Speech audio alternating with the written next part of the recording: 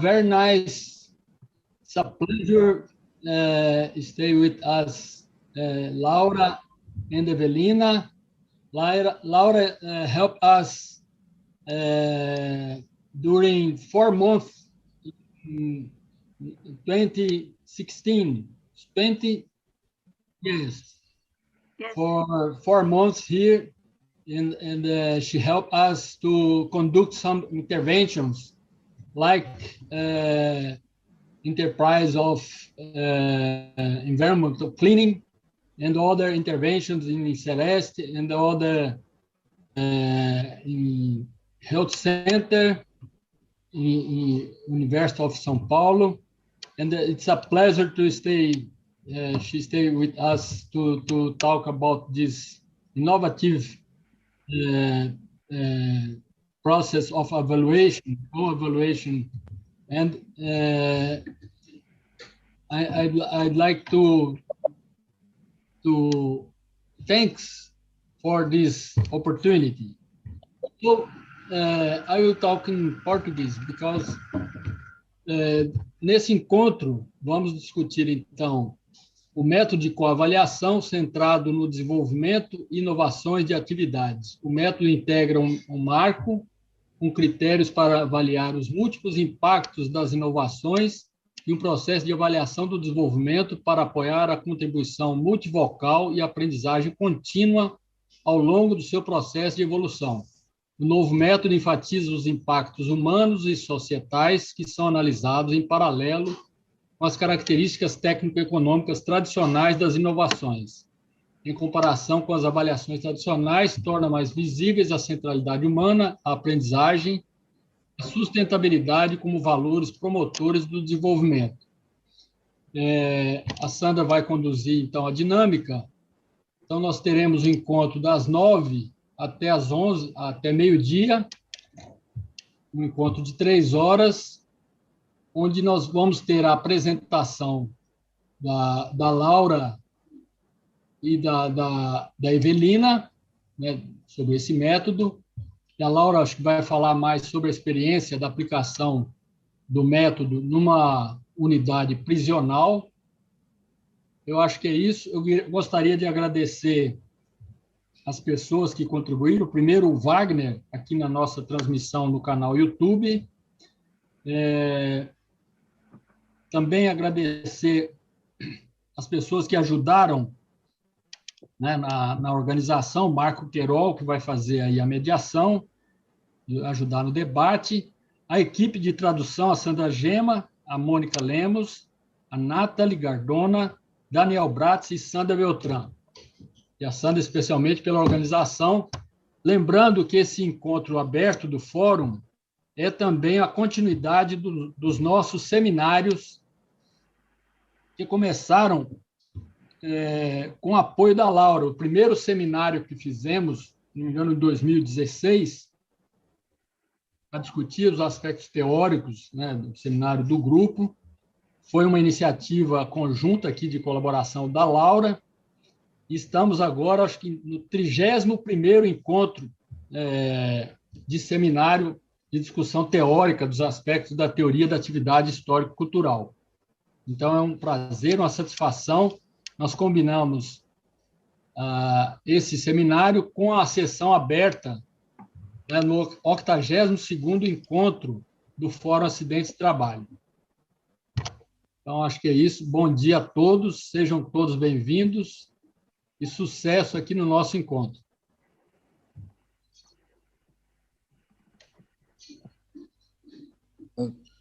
Thank you very much, Rodolfo. It's a pleasure. Thank you for inviting. And let me quickly introduce Eveliina and Laura. Eveliina is working now as a chief scientist in the Finnish Institute of Occupational Health. And she's a PhD in adult education. And now she has the title of docent in adult education at the University of Jyväskylä. And she works with the topic of work health, and she knows very well the change laboratory. And so we have a lot to collaborate, I think. So I think it's a first step for knowing each other. So it's a pleasure to have you here. Eveliina, thank you for accepting this invitation. Let me also introduce Dr. Laura Seppänen. She was also my supervisor. She's a PhD also in adult education. She works also as scientist in the Finnish Institute of Occupational Health, and also has a docent title, but in the University of Helsinki in agroecology. So thank you also, Laura, for accepting this invitation. It's a pleasure to have you back in the group, and this is I hope we have more frequent meetings or events with both of you, Eveliina and Laura.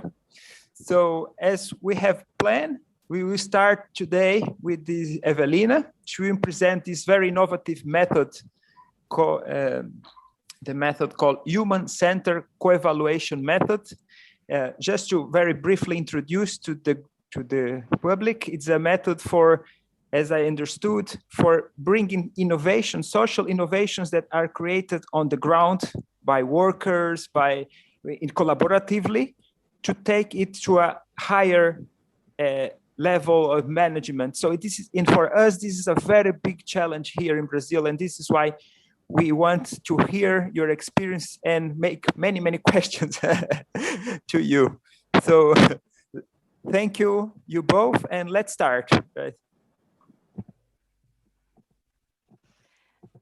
Thank you, Marco, for your kind introduction, and thank you for the invitation.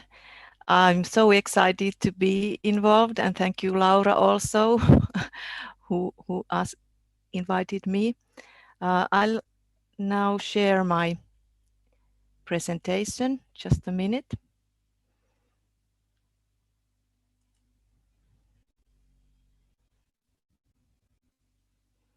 Okay. Can you see it? Fine. Marco, could you see? Not yet. But Not yet. Yeah, Not now, yet. yes. Okay. Yes, now. Now. Yes. Now you can see it. Yes, perfect. Okay. Yeah. And I'll have 25 minutes or so. Yes, Sandra, please, can you confirm? Yeah. Great. It's okay, 25 minutes. Yes. Okay. I'll tell about this method, human-centered co-evaluation, as a means for sustainable service innovation. I'm going to present you some of the theoretical premises where it started from, and then I present in its practical and general form, and then Laura will go to a case study where it has been used. And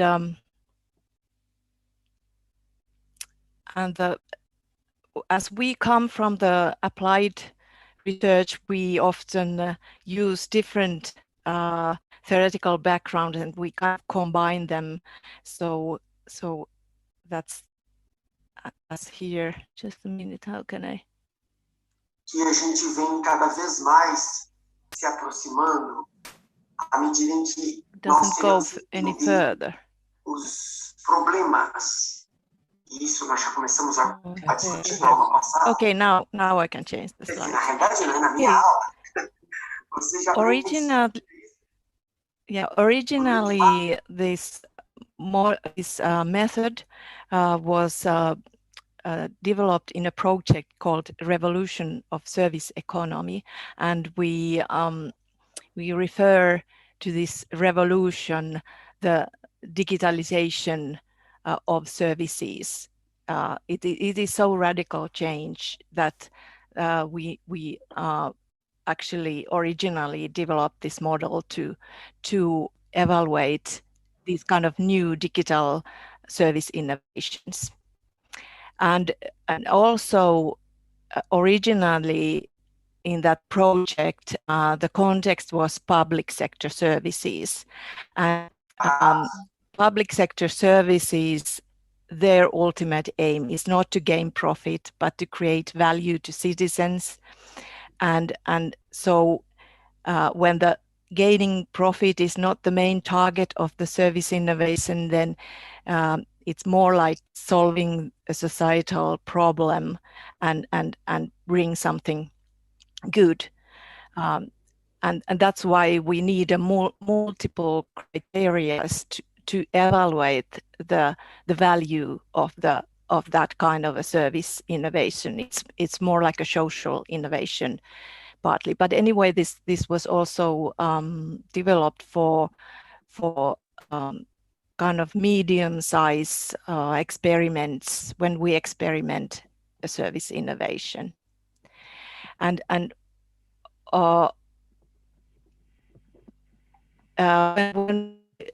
when we change in Finland, even public sector services go very much into the net. So we change them more and more into digital services. And then the roles of the citizens, the customers, and the employees may really change radically. And that's why it's we need this kind of evaluation even in the planning phase, because the change is so radical. And we also think that social innovation is the active engagement of various actors and collaboration between them. And so that's why we need this kind of evaluation where all the actors who produce this kind of new innovation can learn what we have produced together.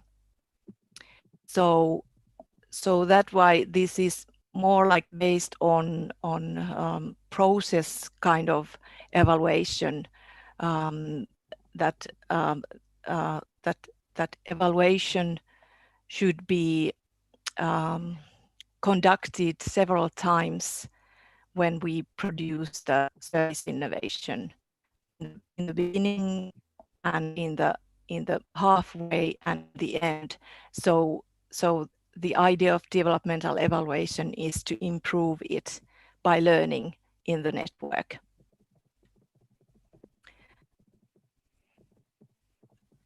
So I told you that the agency of human being, the in the digital service innovation changes radically.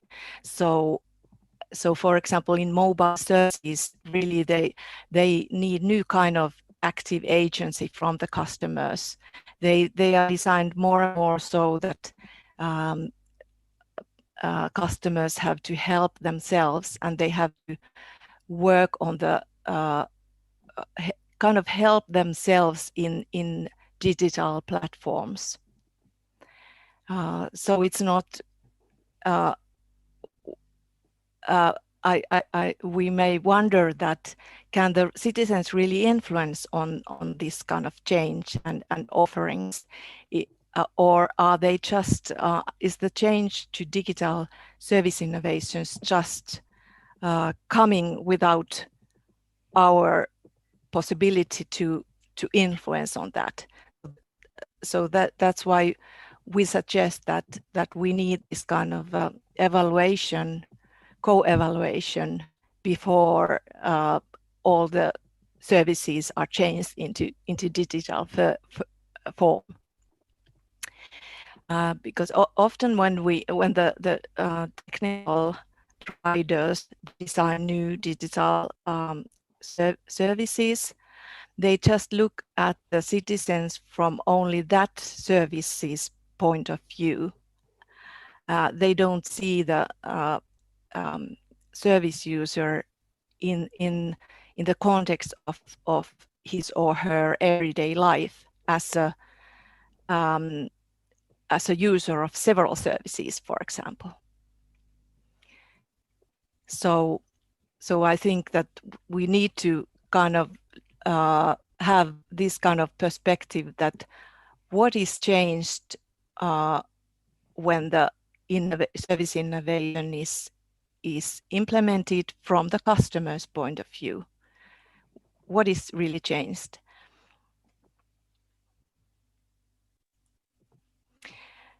And another important perspective which is changed when we go into digital service innovations is how the work of employees is changed.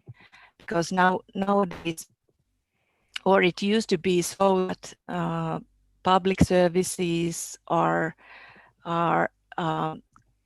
provided face-to-face, and the employee's role is to be in the front line and understand from the communication and interaction the need of the customers. But when we go to digital service innovations, employees kind of disappear from the desk to the backstage. The digital platform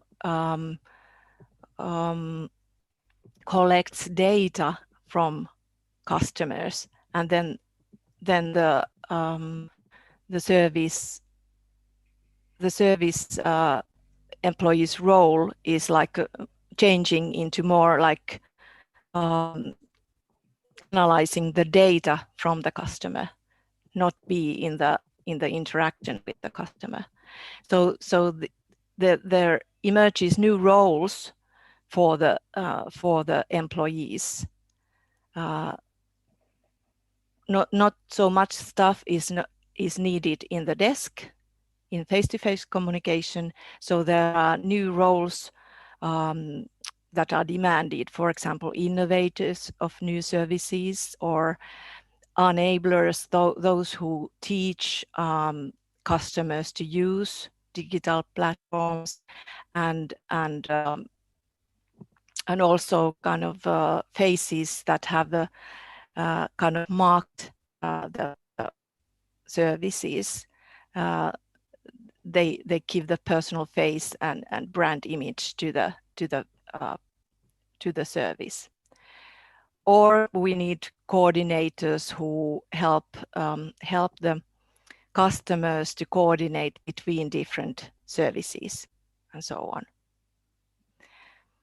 on. So this is really a radical change both for the employees and for the customers. So the original idea was that we need a evaluation and learning based model which could help to understand this change and to give feedback for those who are in charge, who are responsible of designing new services. So this is just the original context for you to understand where this derives from. But of course, this can be used. This is so general. It can be used in other ways, in other kind of social innovations as well. But I just put it now into this original context.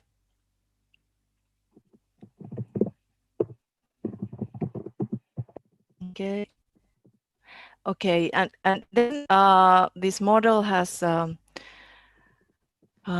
flavor of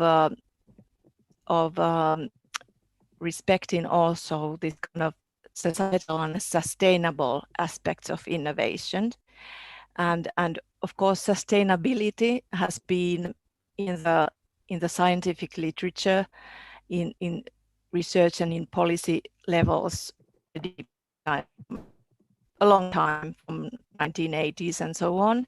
But nowadays this has become more and more topical because of this climate change, that it influences work, and it influences how the services are provided, and that's why it's a theme that it's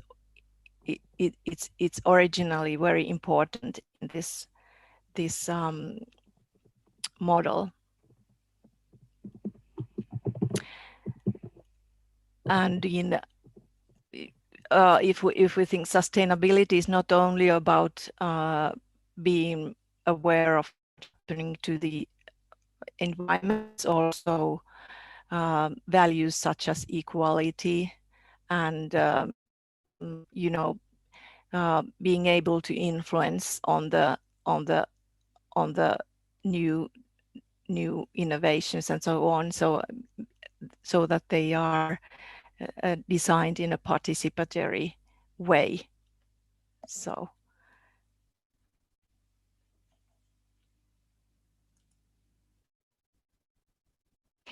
okay, what is then new when we look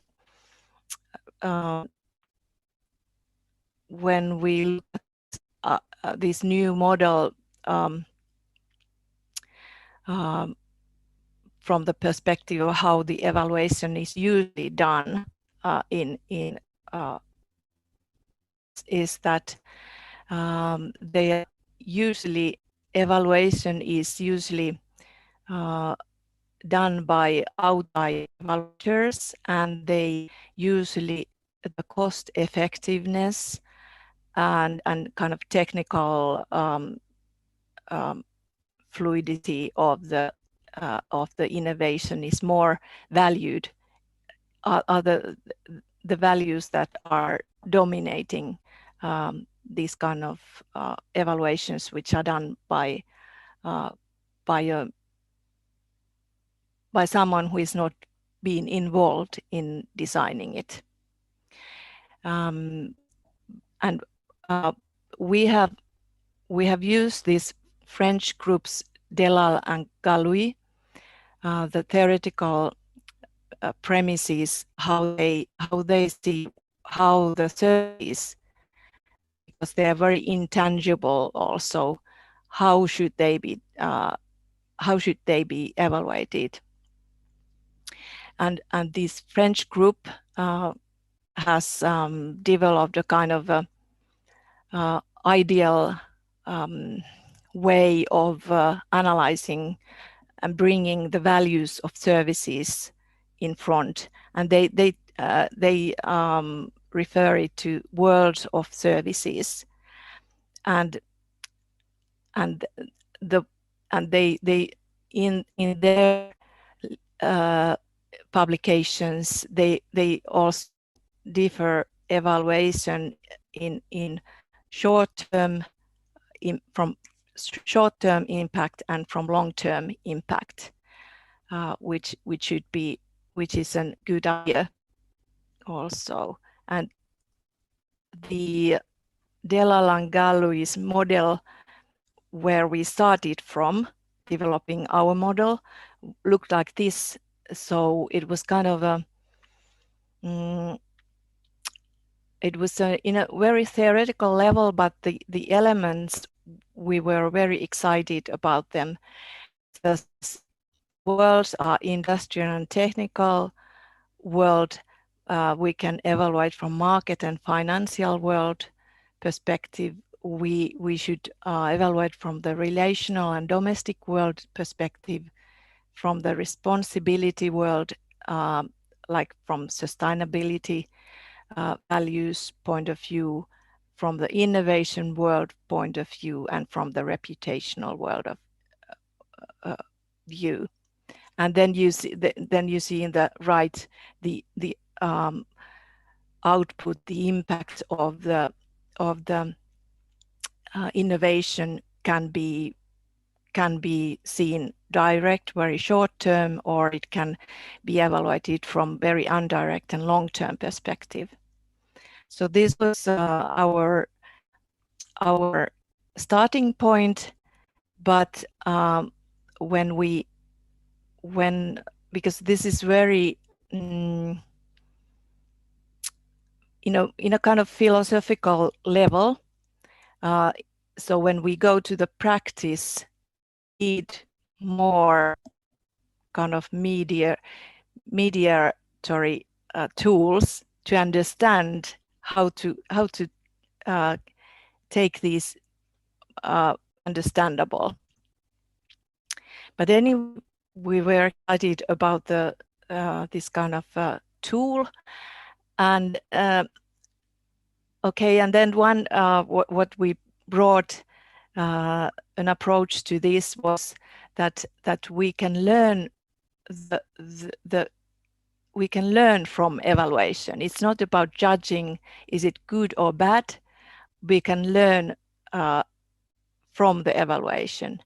And when we come to this theory of expansive learning and cultural historical activity, it has this idea that reflection and learning is kind of tool aided, that you need the reality and you need the tool, and with the tool you can see your object in a more broader context, and you can then understand something more than without the tool. So okay, most of you know from Vygotsky this double stimulation idea, but so that's why we put our effort to make this kind of a multi-criteria tool, and then we need a participatory learning process to put it to use the tool. So we have in this method we have kind of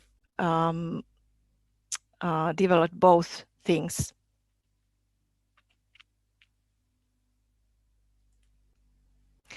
And this is kind of a practical summary of what I have told you so far. So what is new in this human-centered co-evaluation method compared to what was before is this multiple. It is that traditionally we measure cost efficiency and technical success factors more than human values. And now in this method, we highlight multiple values and their relations. And we can use quantitative or qualitative data to understand these multiple values, how they develop and what kind of impact the service innovation has. And the other point of view, the novelty is that we put the human beings in focus of the evaluation, and in innovation world, it's not maybe usually in that way. So and we have thought, what is a human being? It's both the employee and the user.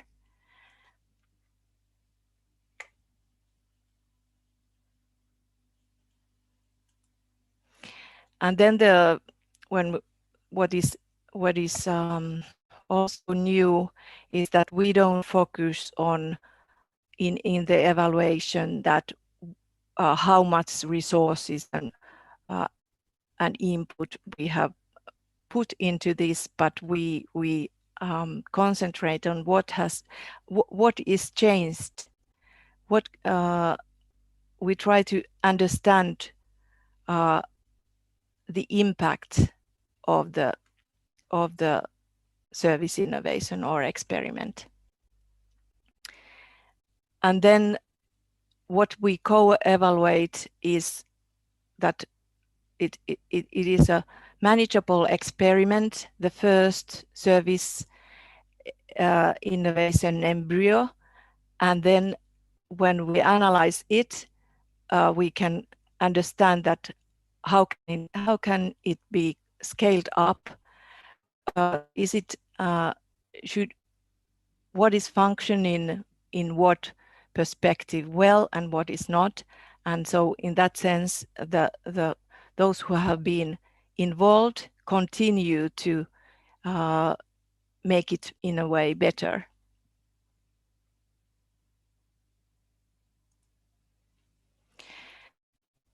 And we also see that the evaluation is a kind of a process that goes along the development of the service innovation, and we can set aims for the impact of the innovation, and then even in the designing phase, we can anticipate and foresight the user and employee experiences.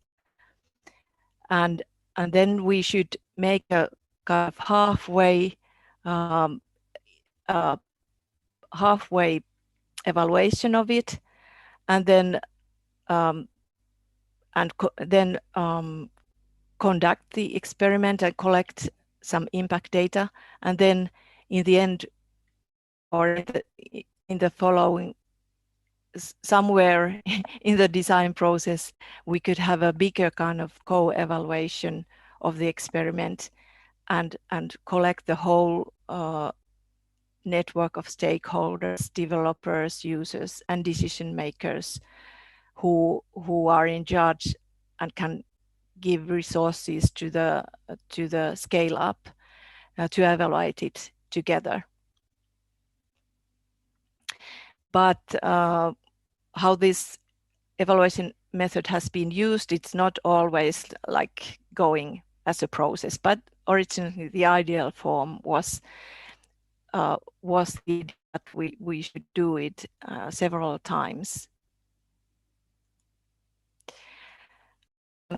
Then in the introduction, I stressed these dimensions or perspectives which should be discussed in a kind of this participatory learning evaluation or co-evaluation situation.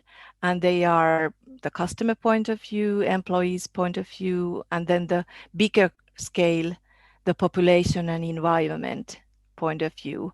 And these are really important. We have put them first because we think that the discussion should start it from these. And then in the second row are more like these traditional perspectives, tecno-economic indicators, reputation, integration means also the technical part of the innovation and the collaboration between people, and then the economy. And it's kind of it is almost like too much. The dimensions are really various, and but the idea is that when we made this practical tool, we tried to develop general questions, what should be asked in each dimension, and these are kind of general in a general level, but when we use in a certain context, they can be a little bit changed to the language of the context. But anyway, these I go this very quick now. The customer point of view, customer experience, his well-being, safety and health point of view, relationship with the employee is important to ask that question. And then the employee point of view, what kind of new knowledge and expertise he needs or she needs, work-related well-being, how it is changed, work tasks, relationships to the customers. And then the bigger dimension are these values, the equality, environment, ecology and ethical sustainability of the service, innovation, and then in the more traditional indicators are like reputation, visibility in the media, image of the customers, attractiveness of the provision, and integration refers to prevailing working culture, how it is changed, collaboration, technology and devices. And the third one is the economy.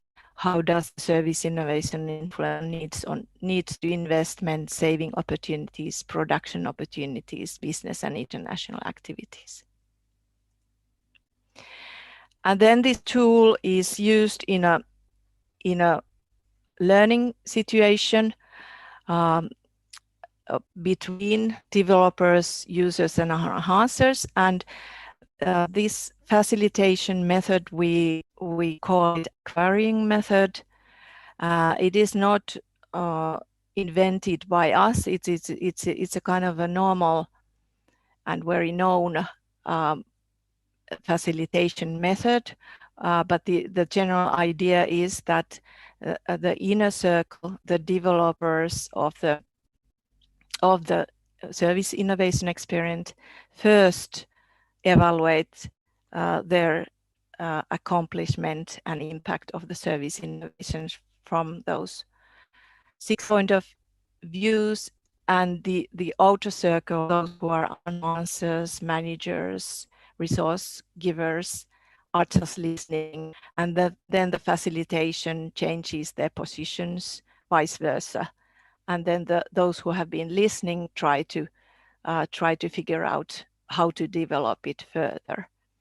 So that's basically it is just what is new in Aquarium method is that we now give a tool to use in the Aquarium facilitation.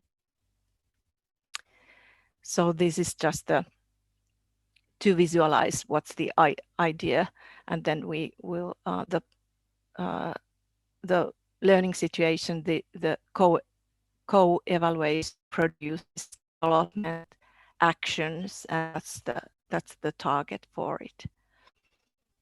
And we have also designed a kind of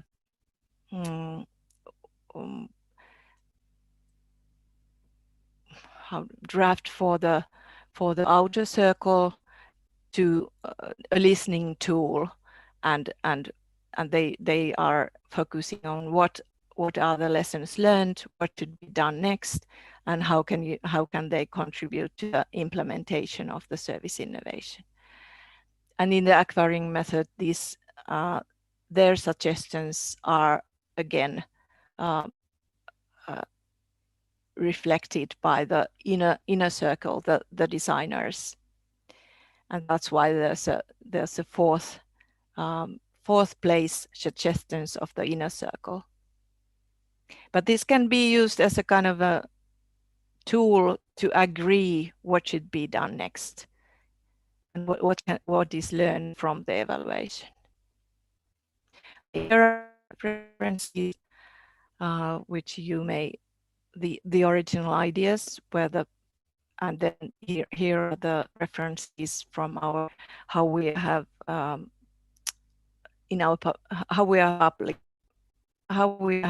written it in the publication. It's a chapter in, maybe you did as a reading, some of you have already read it. Okay, I really extended my schedule, sorry about that, but so I'm ready to answer your questions. Thank you very much. At this point, or do we have Laura's presentation?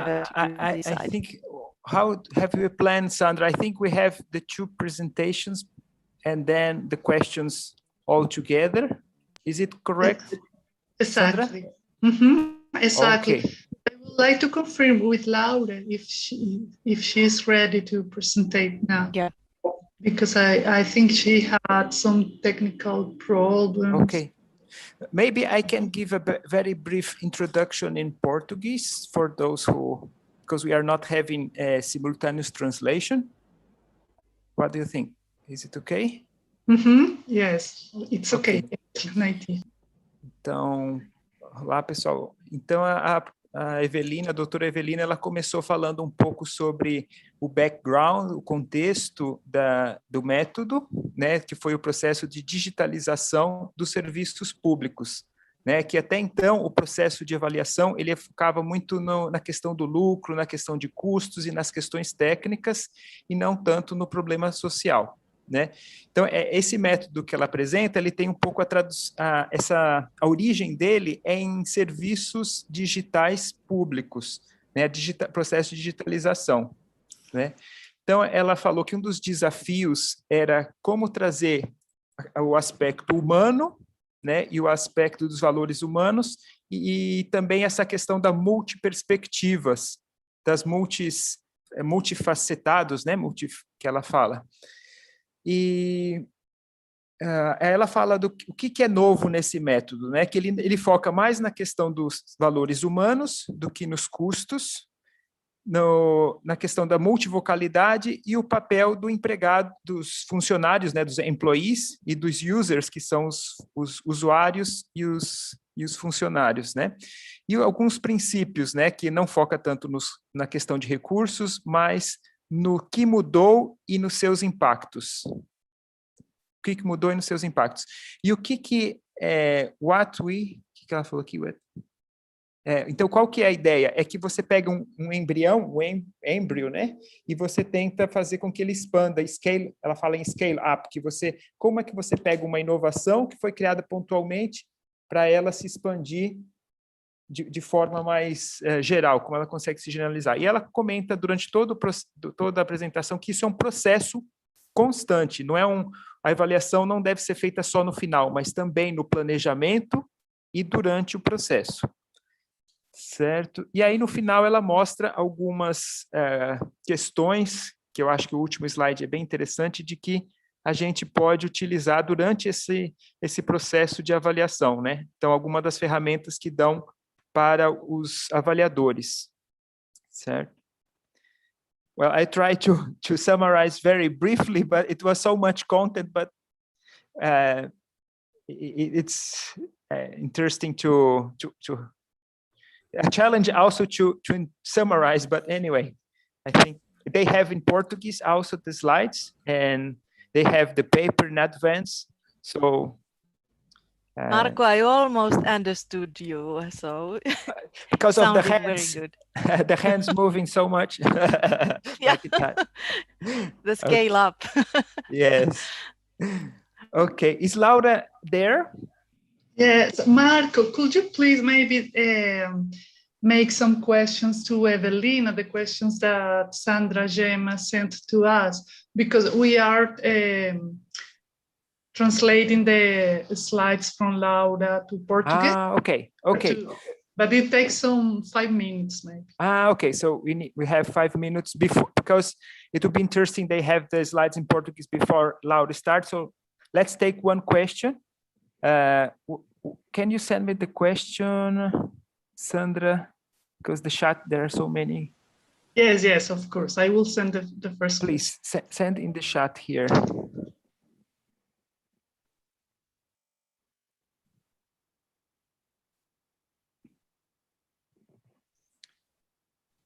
There is the first question. Okay, Eveliina, they are interested about if there is some capacitation or training in this methodology, if somebody is interested in knowing more about this method you had created, if there is some training, and how long does it take to learn to use such methodology?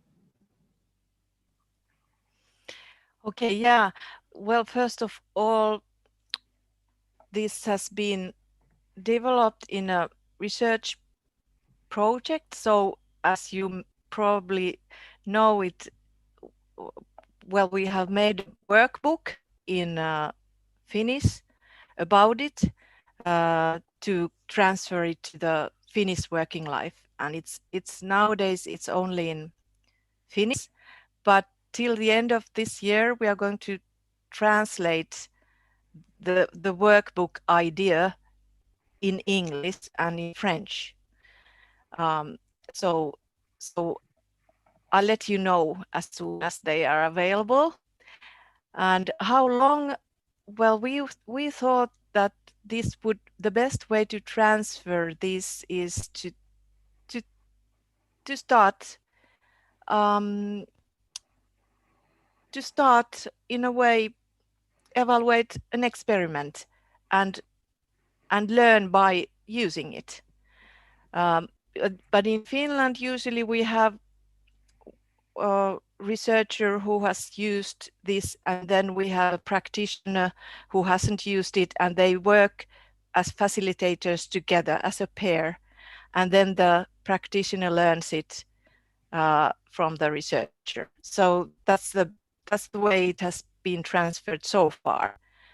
But and we are not sure how it has been then continue living in the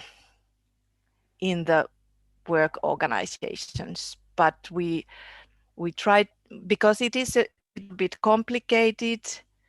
It's not a simple model. Even this double stimulation, as you know, it's not a simple thing, but at least several researchers can use it just by reading the workbook. Okay, this is my answer so far. Okay. Sandra, should I translate the answer? Yes, please, Mark. Or summarize? I could also, okay, Marco, if okay, you wish. Please, Monica. And the question, Summarize. The question is... Yeah. Okay. A professora Sandra Gema perguntou, então, se há algum tipo de treinamento ou capacitação para trabalhar com o método Aquarium e quanto tempo os participantes levam para aprender. Então, a Eveliina responde que, primeiramente, o método parte de um projeto de pesquisa e que eles fizeram um livro explicativo em finlandês, que vai ser traduzido para o inglês e para o francês até o final do ano, e que ela vai compartilhar com a gente. E que, na verdade, ele é um experimento, todo esse método é um experimento que se aprende usando. Então, ele aprende no uso, né? E que tanto os pesquisadores como os usuários ou os participantes da pesquisa estão envolvidos no processo nesse experimento. E que, embora seja complicado, porque ela levanta que o método de dupla estimulação não é simples, mas que já há muitos pesquisadores com domínio sobre o método, então facilita de certa maneira. Thank you. So it's learn by doing. Aprende fazendo. Isso, aprende fazendo. Okay, we are expecting anxious this book in English, so we can learn more about this method. Good. Rodolfo wants to make one question. I think do we have time, Sandra? Yes, of course. And Please, then Rodolfo. The slides from Laura in Portuguese are ready in the chat. Okay. Nice. My question is about the experiment. Is this experiment already germ cell? Do you use change lab and the expansive learning cycle? Do you do the historical analysis? Do the participants map and analyze the contradictions in the activity system? This question is about the case of the prison. Laura will talk after. But it's not clear how long this experiment to develop the experiment. In the case of prison, Laura showed 3 workshops. I think it's a very short time to expand to the vision of the participants about the contradiction, the central contradictions, and to develop the germ cell. Thank you.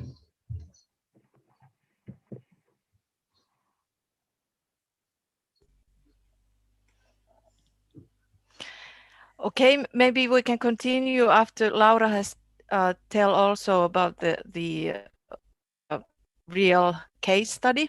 But yes, you're right that although this is based on expansive learning and activity theory, on the other hand,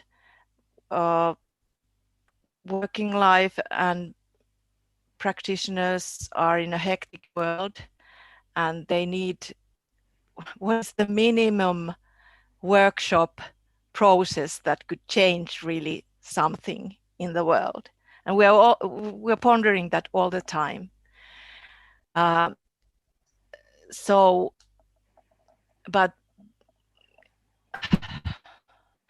one workshop, the minimum time is 2.5 hours to 3 hours. to collect all the stakeholders in a learning situation, and it's much better than nothing. And the situation could be documented so that we tape record the discourse, what is happening in there, and so on, and it could be analyzed afterwards as a research data, of course. But practitioners are usually interested on the how can we improve this, how can we scale up, what can we learn from this, and it's very practical knowledge. It should be implemented immediately, even before the researchers make an analysis of it. So that's why there are kind of two paths in this method. The practitioners get understanding how to improve the service innovation, and or is the impact in a way bad that you should stop the whole service innovation, and the researchers understand what is happening in the learning situation. So, but we can continue after Laura's example. Thank you. Yes, Monica, maybe I can thank you, Eveliina. Would you like? Laura, would it be so bad if I translated it before? Oh, yes, sure. Is it yes. okay? Yeah, sure. so, yeah. Ok. Então, o Rodolfo fez uma pergunta fácil, bem fácil. Perguntando se há uma célula germe, como é que foi organizado o laboratório de mudança, a aprendizagem, se foi considerada aprendizagem expansiva, a historicidade e a contradição, e quanto tempo o experimento levou, porque na perspectiva dele parece um tempo muito curto para a mudança, e aí a Eveliina sugere aprofundar a resposta depois da fala da Laura, mas ela faz um resuminho, e aí é o seguinte, ela aponta que o Rodolfo está certo, que embora haja uma perspectiva de aprendizagem uma perspectiva de aprendizagem expansiva, com essa ideia da pesquisa e do laboratório de mudança, por outro lado, tem um número mínimo de workshops que podem provocar essa mudança. E pode até ser uma sessão que leve 2h30, que na visão dela que ela aponta que é melhor ter uma sessão curta ou uma sessão do que não ter nada, né? E que eles fazem uma documentação dessas sessões. Então, há uma gravação, as sessões são gravadas para posterior avaliação dos pesquisadores, e aí há uma participação ativa tanto dos pesquisadores quanto dos participantes da pesquisa, no sentido de escalonar, mudar, e aí tem uma demanda de mudança pelos usuários, uma mudança imediata, que muitas vezes não dá tempo do pesquisador fazer a análise da gravação. Tem uma demanda do trabalhador que é maior do que o tempo que se leva para fazer a análise da gravação. E aí ela aponta 2 caminhos, um que é os participantes compreendendo o que precisa ser mudado, e porque pode ser que haja maus impactos que demandam a mudança, e os pesquisadores tentando compreender de uma forma mais profunda o que está acontecendo na atividade. Thank you, Monica. So now should we move to Laura? Yes. And then we continue the discussion. Laura, can you? Yes, thank you, Marco. And good morning, everybody. Now it's afternoon, but in Brazil it's morning. So it's really enthusiastic for me to see you. I know so many of you, and it's so nice to see you. So hello. And how is it? I can show you the slides, but Is it so that I speak slowly and without translation, or should there be during the presentation no translation? Okay. You can speak in Portuguese, or you forget. O meu português é muito ruim. I think, Laura, Monica can summarize in the chat. Okay. So you speak. I'm organizing with Natalie and Sandra, who's not, I haven't talked yet, but we are organizing to summarize it in the chat, okay? Marco, if you could jump in also, it could be helpful. Then we have like 5 minutes for each one of us and we don't get lost. Okay, so you can go straight, Laura. Do you allow me to continue a bit about to Rodolfo's question as a part of the discussion? Yes. So I think yeah, it's good to know that the theoretical origin of this human-centered co-evaluation method, it's partly from expansive learning, because the dimensions can open up new perspectives and expand the understanding of the experiment. But it's not, the aim is not in the first place to find out the contradictions and to find out the germ cell, because the focus is very, very practical. So what shall we do next? So that's the sort of the aim of this method. But now I share my slides.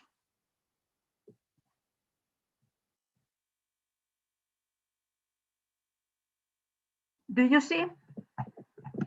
Yes, yes. Yes, loud. Yes, so we have Finnish Institute of Occupational Health. We have been collaborating with the Criminal Sanctions Agency in Finland, with the prison organization. We have had already 3 projects during 8 years, and so this one is this newest one is in the time when in this Criminal Sanctions Agency there were going on very, very big strategic changes. Some people say that well, the 2 changes is one is that previously there has been a quite strict division of labor in prisons. Some people do control. They are prison officers and they are there to control the prisoners. And then on the other hand, there are social workers, educators, psychologists who are supposed to do rehabilitation. And now in this strategic change, the aim of the whole organization is to put more emphasis on rehabilitation. And that's why prison officers who previously did mostly control, they are supposed to think more of rehabilitation, which is a very big change for them. And another strategic change that the organization wants to introduce more digitalization. They want to, in this project, we made one human-centered co-evaluation in a female prison. And within 6 months, they were supposed to move to a new building. And in that building, every prisoner has a computer in their cells. And of course, the computer is closed. They cannot access everything in the internet, but they can access services outside prison, for instance. like organizing their housing after prison and so forth. And the question is that how to support these transitions with experiments.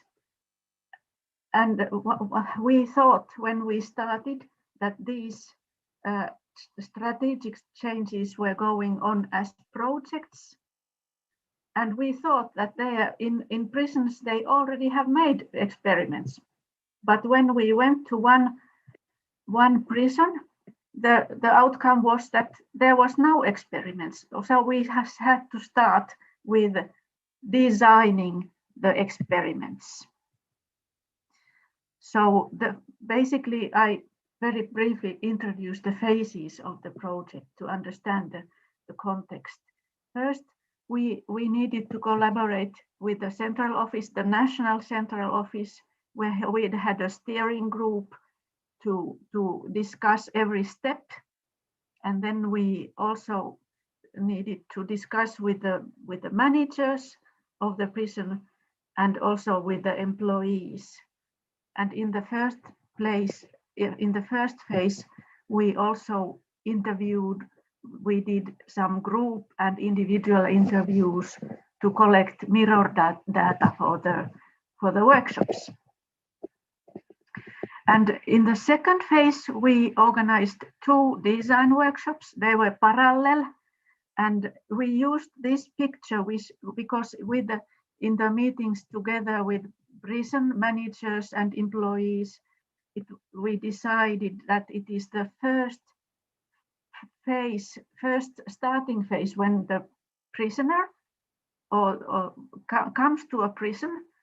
He or she goes first to reception, and after that he or she spends some days in a journey cell, and after that he or she will go to a department or wing in the prison. So we wanted to promote discussion that what is there important and what should be experimented within this process of the prisoner moving from reception to journey cell and later to department. And then there are other things like somebody is doing a sentence plan for the prisoner, and how does this sentence plan design goes on. And also there is outside the prison, there is an evaluation center who is doing, in fact, who is evaluating the prisoner. So this was a tool we used, and it was very useful because they started to talk about differences, how the communication between reception, the journey cell, and departments, how does the information flow? How do next people know about what has happened with the prisoner and how that can be improved? So as an outcome of these design workshops, there were 2 ideas for experimentation. One was recording. And that is a big issue. It is related to informatization that is strong with digitalization globally, I think. And in prison, employees in prisons, and especially for officers, it means that while they did not record anything, they did not write down, they did not use the electronic data banks and other systems, or they used very little. And now they are supposed to, their information about prisoners is very much needed, both inside prison, but also outside the prison. So they are facing the question of recording. That was one experiment. And another one is instruction to inmates when they enter a dwelling department. So here, when they move from journey cell to department, there will be an introduction and how to make it happen so that the prison the prison officers can learn to know the prisoner better, and also the prisoner can better know what are the rules there and how to behave in that department. So these were two ideas for experimentation. And the third phase was that after these design workshops for 3 months, a few officers were piloting with the experiment, not really implementing, but yes, they were piloting.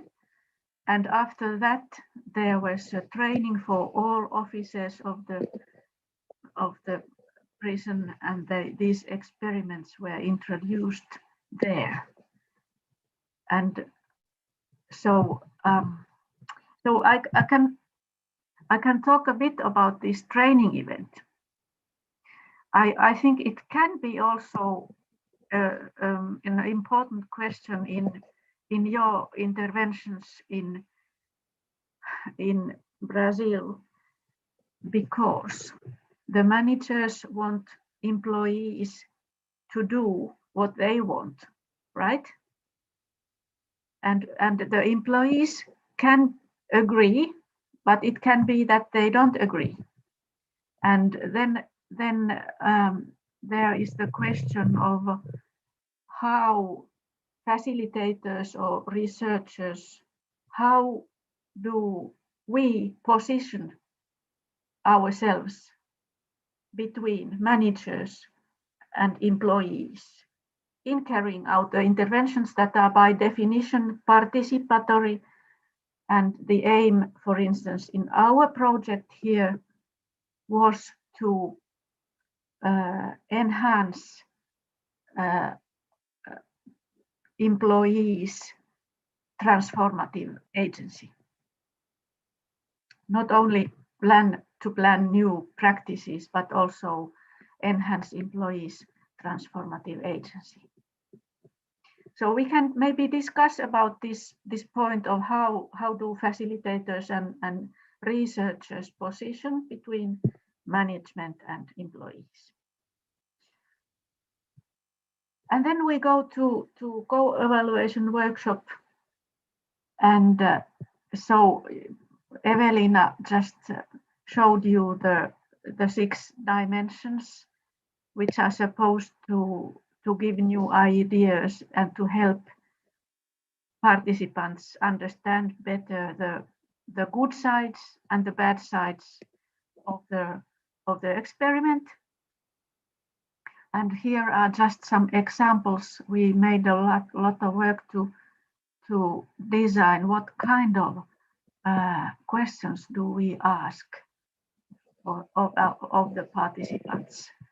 So how has the everyday life of the inmate or the prisoner changed in terms of security and activation towards crimelessness, which is also a question of expansion, because oftentimes the employees in prison want to have it calm. Everything is okay when it's calm, no too much of problems. But then the challenge for expansion is to not only consider the time inside prison, but also to understand that how this prison time can be used so that the prisoner have better resources to cope, to manage to live a crimeless life after the prison. And how the officers' recordings are they useful for the prisoners? How does the recording change the communication and relationship between officers or personnel in general? For instance, some prisoners may start to be angry for the officers if they write something bad about them. Yes, and how this is do they affect relations between the inmates? And this kind of questions we were raising up in the co-evaluation workshop. And here in the employee dimension, we asked, how does this experiment of recording, how it affects the prison officers' work role? Is there more work or less work, and what new tasks are there? And this recording really was very, very many-sided discussion about recording, because they feel, prison officers feel that they are invisible. So the good side in recording is that with recording, they can really make visible the work that so far has remained invisible for the managers or for the people outside prison, such as the national central office or the evaluation centers, regional evaluation centers. Yes, and what are the outcomes for trust building and activation? And do officers read and use the recordings more than before, because they have a possibility to help communication? So is that happening or not? This kind of questions we were designing and posing them in the co-evaluation workshop. So these are just examples. I don't go through all of them because it will take a lot of time. Instead, I will go directly to oh, I thought I have one slide more here, which is discussion. I'm sorry, it has disappeared, but anyway, I can raise up the points, discussion points. Okay. Okay. So, Yes. Please. yes. So one point is that this human-centered co-evaluation method and the Aquarium technique, as Eveliina was showing, that there is the inner circle and the outer circle. So the first point is that this ultrasound, you understand me? The between inner circle talking while the outer circle, they have to remain silent. They only listen. And then they change turns so that those who are on the outer circle, they go physically inside and they talk. And then the inner circle, they need to remain silent. They may write notes, but they are not supposed to talk. Well, sometimes they talk, but that's another question. So I think this setting is very useful, especially when we know that there are different views or different opinions, or maybe some people don't know each other very well and they still need to collaborate. So this listening and talking alteration is, I think it's very useful, especially in this kind of situations. And another point is that when we first made this design workshop, the managers of the prison were in the outer circle because they did not do actually the experiments. And we know that prisons are quite hierarchy. There is authority and it's strict hierarchy in prisons. And the employees who were in the inner circle, and part of them did not do any, they did not participate in those experiments because they, well, it's another question of while this process has so little steps,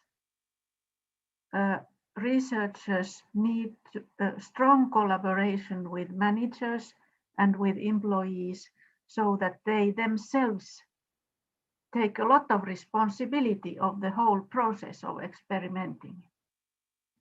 And that's why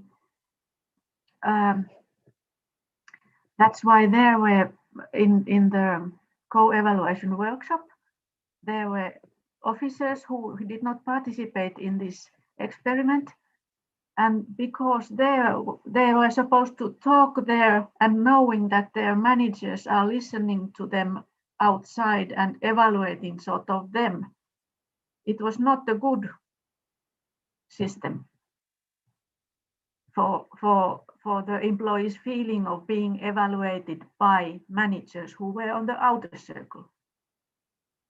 So we changed the system. Later on in the next co-evaluation workshops, we always put in the inner circle also the managers. So they are on the same side. Everybody from the prison stay, no matter of the hierarchic level, all they are in the inner circle. And in the outer circle, there are stakeholders from other organizations or other units or peers or such like we had in this co-evaluation workshop. There were some social security people who want to collaborate with prisons and other people as well. So those are the things we learned about this system.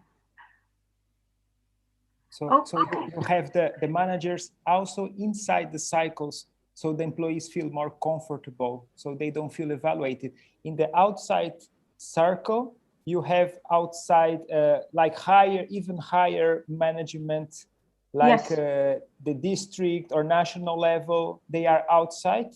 Yes. And the local management, they keep inside supporting the innovation, even though they haven't participated in the design experiment.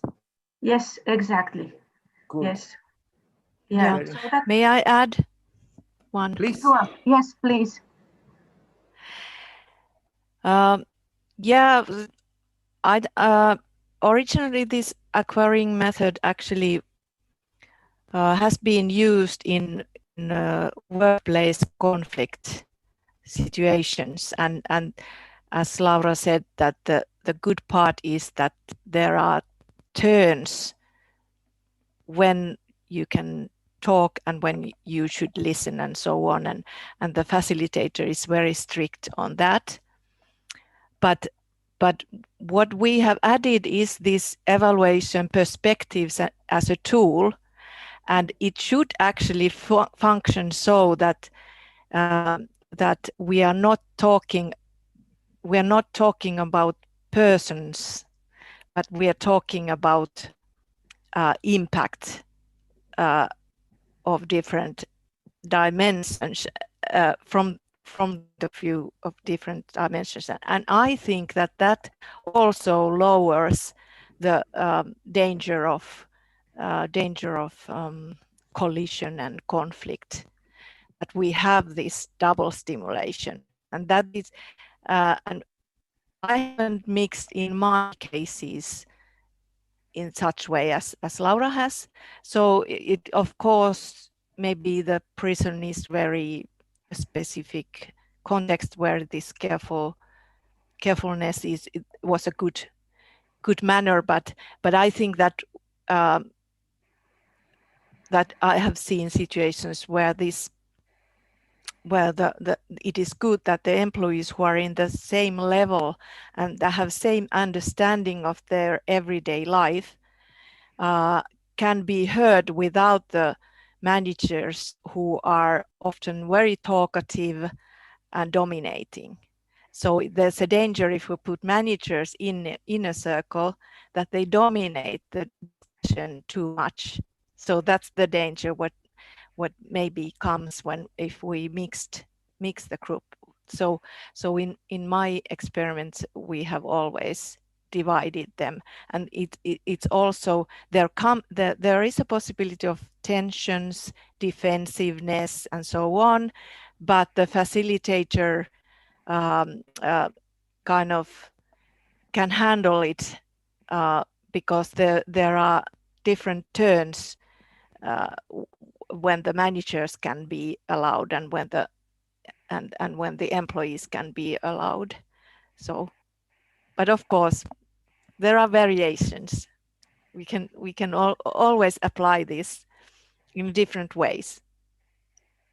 Yes, I think it's good to be sensitive to what happens in one workplace. It's very true that I think you anyway need to introduce, you have to explain to managers what is the purpose of this whole thing. And so but many managers have always also said that, oh, it was so relieving just to listen. It's very relieving because usually they just they comment everything. They are the active persons. They had really permission to just listen first. Okay, so there is a variation. So the researcher has to be very careful to see the hierarchy or the communication, or if there is a conflict inside. So if you feel that there is a conflict between management and workers, maybe you can put them outside the cycle. So there are advantages and disadvantages, and the researcher has to be very careful. I think in Brazil, the hierarchy, at least the tradition, I would say that the employees should just work, and the work of thinking is the management. So it's even stronger than in general. Of course, we have differences. Sandra told me here that we have, because we are working with workers' health, we should have 10 minutes break before. Otherwise, they will, I don't know how to say in English, that they pull our ears. So what about if we have 10 minutes so we can straight our legs and then we come back with the questions? Okay. Yes, good idea. Now it's 25 past 10 here. Probably is 25 past 4 there, or 5, I don't know. 25 past 4, yes. So 10 minutes, it's 35 past something. We come back. Ok. See you. See you. Eu vou fazer rapidamente a tradução aqui dessa discussão final que a Laura estava fazendo com a Eveliina, que é o papel dos gestores, né? Que a Laura estava falando que os gestores, se eles ficam dentro do ciclo ou fora do ciclo, né? E eu acho que essa é uma questão interessante que está relacionada à hierarquia muito forte. Inclusive, a Eveliina falou que, mesmo na Finlândia, você tem situações de conflito onde os trabalhadores não se sentem à vontade, ou então os gestores, eles predominam a sua fala, né? Mas vamos voltar depois do intervalo, aí temos 10h35. Né, Sandra? Obrigada, Marco. Marco, enquanto as pessoas estão no intervalo, nós temos mais ou menos umas 10 perguntas que eu já estou organizando em bloco, então eu te passo assim, seria cada bloco uma pergunta para a Laura e uma para a Eveliina, que são mais ou menos temas parecidos. Você quer que eu te passe o link do arquivo que já está as perguntas organizadas, ou prefere que mantenha esse arquivo só que já organizei por temáticas? Ou você prefere que eu mantenha pelo chat, vou te enviando cada bloco? Como você prefere? Sandra, oi, professor. Talvez seja bom fazer blocos de 2 perguntas para cada uma, pelo menos. Não fazer de uma em uma, não. É que Para adiantar um pouquinho. professor, são perguntas assim, tem perguntas que contêm várias perguntas, sabe? Eu queria fazer blocos de 3 ou 4, mas tem algumas que eu acho que eu acho que vale a pena tentar dar uma gerenciada nisso aí, mas você usa seu bom senso, então, aí. Talvez alguns blocos eu consiga colocar 3 perguntas, mas a maioria são perguntas que se dividem em várias. Então, Marco, quer que mantenha no chat ou te passo o link no documento? Pode ser no chat, aí o pessoal lê também. Tá. Ah, não, eu pensava em colocar no seu chat privado, porque o chat geral tem muita coisa. Ah, tá. Você que sabe, Sandra. Eu vou te sair, viu, Sandra? Eu vou precisar sair, tem audiência no Ministério Público, eu não tive como adiar, sobre a prestação de contas lá dos varredeiras, do documentário. Então, Tá bom, professor, tá bom.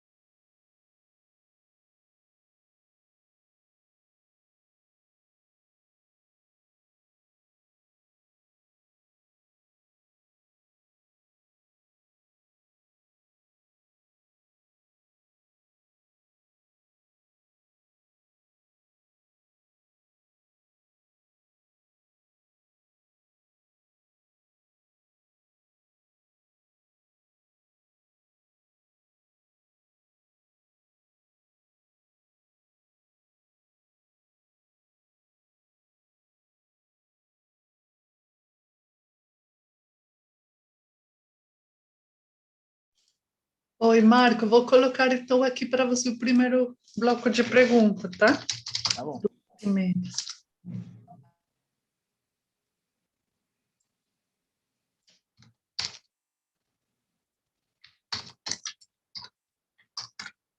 Agora vão ser mais práticas, mais profundas, mais... Tem umas que eu estou tentando alternar. Estas, por exemplo, as primeiras me parece que são um pouquinho mais complexas. Depois, no bloco 2, vamos com umas mais objetivas. Certo. Então, você vai colocar em bloco, e aí, como o Pará sugeriu, talvez algumas, como essa daqui é rápida, talvez dá para colocar várias juntas. Sim, olha, eu coloquei para você uma para a Eveliina e uma para a Laura. Eu acho que eu posso ler as duas juntas, de repente, se uma quiser comentar também. Isso. Aí você aguarda as meninas que estão fazendo a tradução para traduzir para o português a pergunta para o público que está acompanhando. Tá, então, desculpa, repete aqui, Sandra. Você faz as perguntas em inglês, uma para a Eveliina, outra para a Laura, e as pessoas que estão fazendo a tradução fazem a tradução para o português, né, antes de elas responderem. Antes delas responderem. Uhum. Bom. Tá, obrigada, Marco. Você está mandando para as pessoas também, então, que vai responder. Você não quer mandar para todo mundo, Sandra? Aí...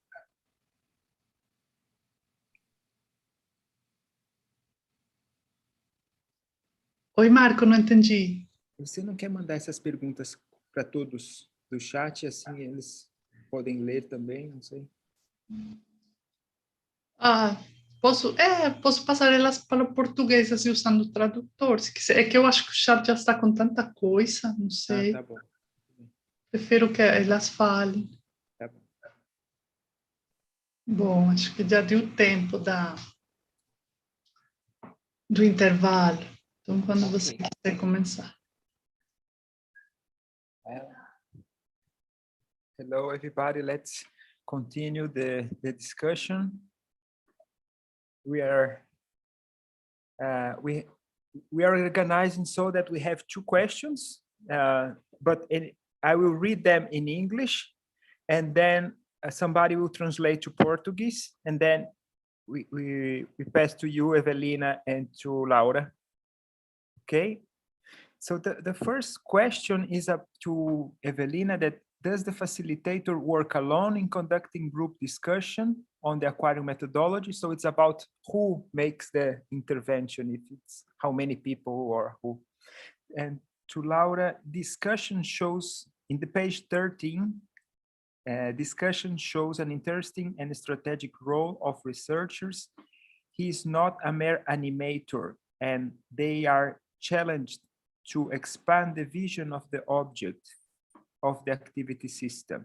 The main contradictions and gaps, security and control, well-being of inmates, hierarchy, top-down, horizontal democratic division of labor are faced on the Aquarium cycle and the human-centered co-evaluation. How? So they are asking if these contradictions are, you can feel these contradictions during the implementation of the methods, in how they are manifested, these contradictions like control, etc., hierarchy.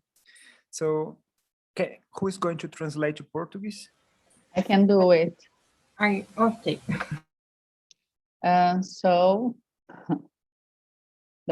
a primeira pergunta que foi feita é se o facilitador, né, aquela pessoa que faz a intervenção, se ele trabalha sozinho na condução desses workshops, dessas discussões de avaliação, ou se, nessa que se chama metodologia do aquário, né, ou se trabalha em duplas, em pares. Essa é a primeira pergunta. A segunda pergunta se refere ao texto, né, e diz que a discussão mostra um papel interessante e estratégico dos investigadores, ou seja, dos pesquisadores. Eles não são meros animadores, eles são desafiados a expandir a visão do objeto do sistema de atividade, né, como é dito no laboratório de mudança do sistema de atividade. As principais contradições e lacunas que seriam segurança e controle versus bem-estar dos reclusos, dos internos, a questão da hierarquia de cima para baixo versus a divisão democrática e horizontal do trabalho, são enfrentadas nos círculos do Aquário, nesse esquema, né, de coavaliação centrada nas questões humanas, e como é que isso é feito? Thank you, Sandra. Eveliina and Laura, feel free who wants to answer. Okay. Well, I can start. Well, first of all, this facilitator question, that how many facilitators is needed. Well, so far we have conducted this in research project as part of evaluation, co-evaluation. You know, we do lots of interventions. We are as researchers how they impact, what the impact of the intervention, as Laura's example also was an intervention. Then we have usually have two facilitators, and I have also used it in a more practical context, and I was there the researcher, and I had a practitioner who mostly facilitated the aquarium turns and so on. But as I was a researcher, I was able to observe the communication more when I was kind of on the side, and I could intervene with my ideas or refresh what was an important phrase in the communication and so on. So that's the benefit for having two facilitators, because as in Aquarium method, the other one can listen and the other one is talking. It's the same in the facilitator pairs. But of course, there's no obstacle of conducting this as a sole person. But if we have an emerging and hiding conflict, then then I think that it benefits from two facilitators. And other thing is that if you want an example of conflict situation, I can't give you a real one, but for example, in digital service innovations, you could imagine that when there's the time for employees to tell about how their work has changed because of the digitalization of the service, they may, for example, tell that, well, my work is becoming more and more dull, and I used to like that face-to-face interaction, and now I'm just looking at numbers. So it's important that you can say aloud these bad influences to your work in the workshop. And of course, it can be striking for the outer circle, the managers, to listen to this kind of, and even in this setting, it needs courage. You need to be open and courageous to say that aloud, that my work is not as nice as it used to be. But if we say that aloud, then when the manager's time is to learn from this, we immediately push them to figure out how should we resolve this situation. The focus is on improving the situation, what they have heard. So that makes also the managing of the conflict much better, because the focus in facilitation is the manager's or the outer circles point of view is what can we learn from it? How could we solve this? Should we scale up this as it is, or should we take a step backwards and maintain, for example, that kind of face-to-face work to some of the employees? But this is an imaginary case, but anyway, so that the manager's task is to solve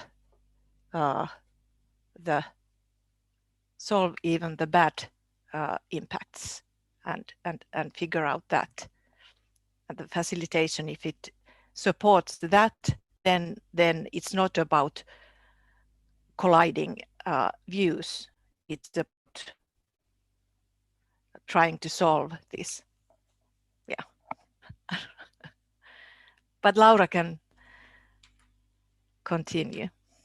Maybe if we have a quick translation, Sandra or Natalie. We got lost, Mark. Yes, I'm sorry. Só da primeira pergunta. Okay.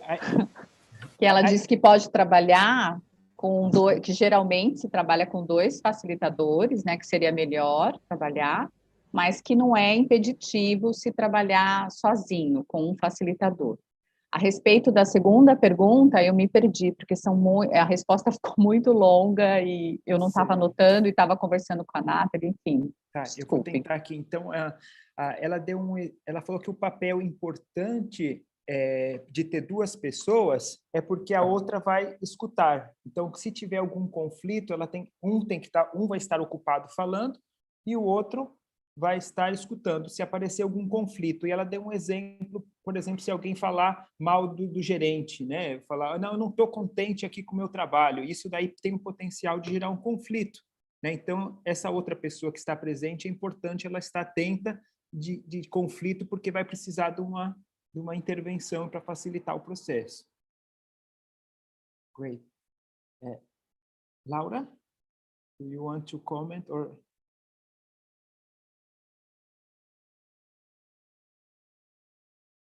We cannot listen to you, Laura. Yes, sorry. Now you can. Yeah. Yes. So I think that's the very good way, like Eveliina was suggesting, that it's up to managers to find the way how to solve the conflict, if there is such a conflict between managers and employees. For instance, in our case, it was so that the head manager, in fact, he was not invited, but he just came, and he was very tough in, you just have to do this. So it was not very fruitful starting point for negotiating. Maybe somebody translates now.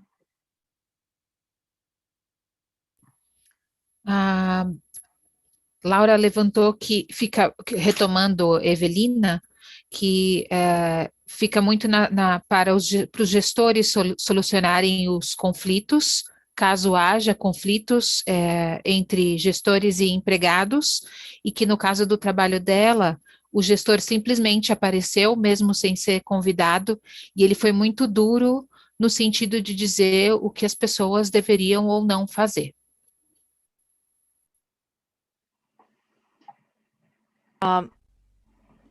I can add also that the main idea of the method is not to pick up conflicts. It's about understanding impact of a service innovation or experiment from different perspectives. And if somebody, it's important that usually it is so that if we evaluate something from a different point of view, some of the impacts are good for the people, and some it can be so that it's good for the customers, but it's bad for the employees, and then it is very, for example, cost effective. So it is a value as such, bring these together and discuss after that what is important for us in our organization.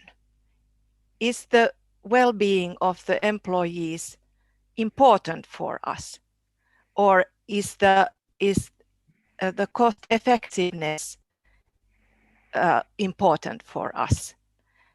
So it leads into discussion of values and their priorities.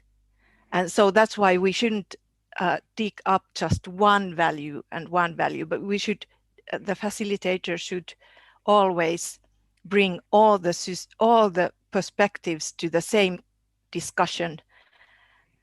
And of course depends on the people how they then want to see, or do they agree of the values of the organization.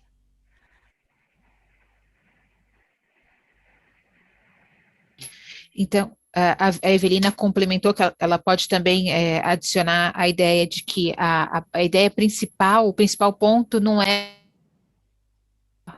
conduzir o conflito ou guiar o conflito, mas é compreender os impactos em diferentes perspectivas.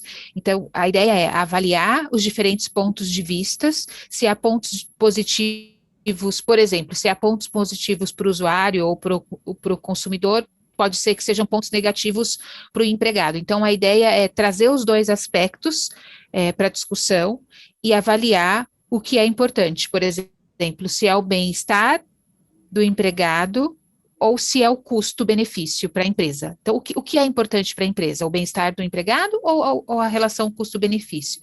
E aí avaliar os valores e as prioridades. Não é só um valor ou só uma perspectiva, mas todas as perspectivas devem ser levadas para a discussão e aí depende do modo como as pessoas vão avaliar e do modo como as diferentes perspectivas levadas pelas diferentes pessoas vão ser levadas em conta na avaliação desse processo. Okay, so as I understood, that the important thing is that you bring the multi-facet, the multi-perspective, and you, in somehow by doing it, people know because usually the consumer only sees the goods for consumer and the employee only. So when you know each other's view, it's much more likely that you can move in the next step. Yeah. So it's a learning space for knowing what the other think. Yeah. And then you can maybe know, oh, I didn't know there was this impact in work, or I didn't know about your view. So it's more likely that we move to something that goes together. Yeah. Good explanation, Marco. Okay. Vai traduzir, Marco? Yes, please. Ok.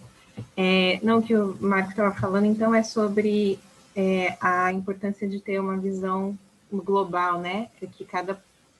Que o empregado, às vezes, tem essa visão do que é importante para ele e o usuário do que é importante para ele também, e os gestores do que é importante. Então, dentro desse método é possível que tenha uma visão mais coletiva sobre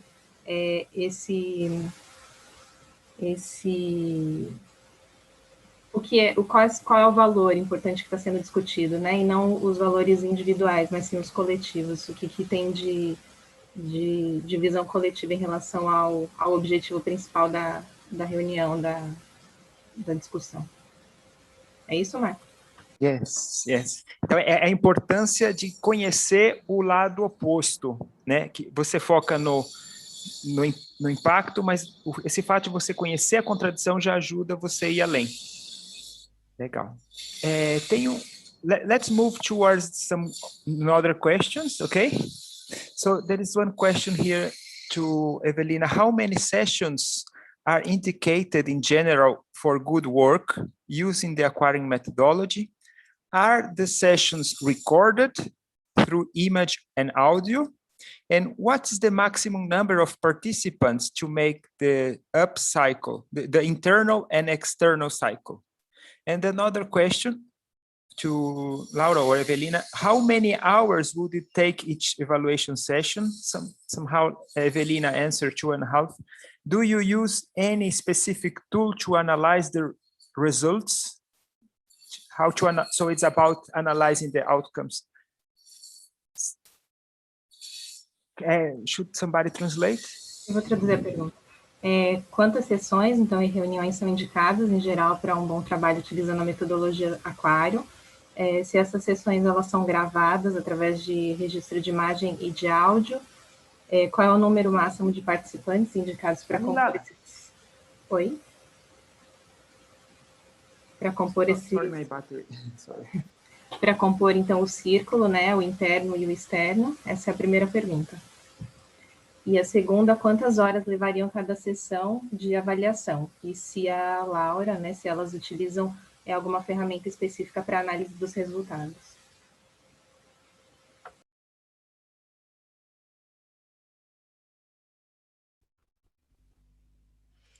Okay. Yeah, I can.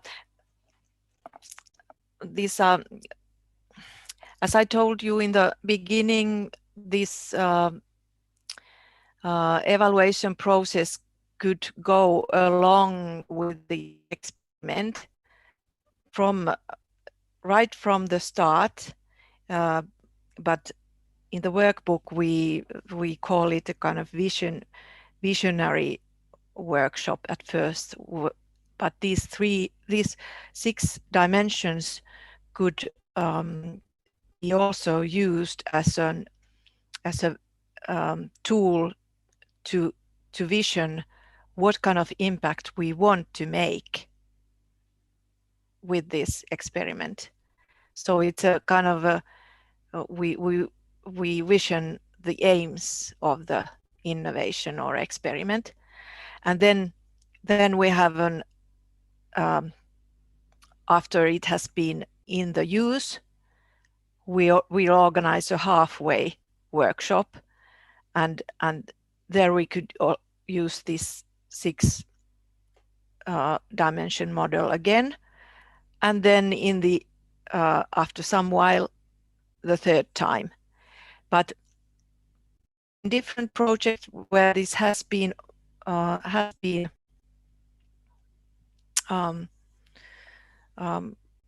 applied, there has also been like doing the evaluation twice and doing it only once. So it depends on how much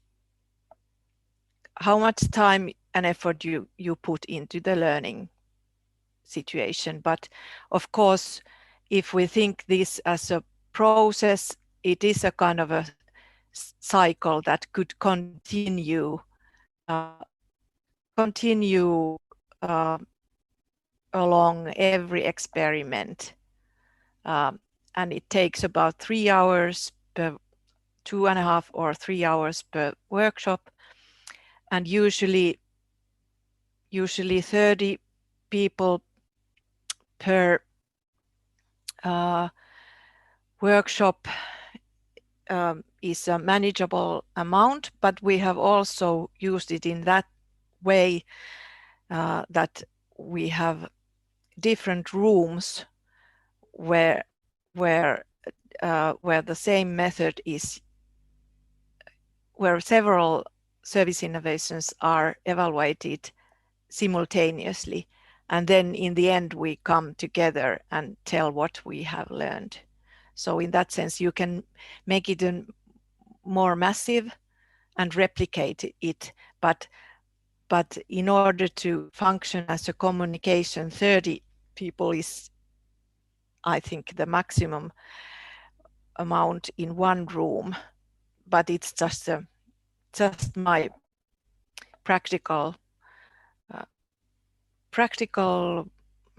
thinking that 30, but it's better even smaller, like 10 people or 10 or 20, but depends also every time on the context, and if the people, do they know each other, or do they come from the different parts of the organization, and so on. So it depends on textual things. And then about recording, yes, we usually record only the voice, or sometimes we video record it, and then analyzing it. There are several ways to analyze it, but for example, this agency of the employee, how it is enhanced during this process, could be one idea for an analysis, that or then what happens to the innovation.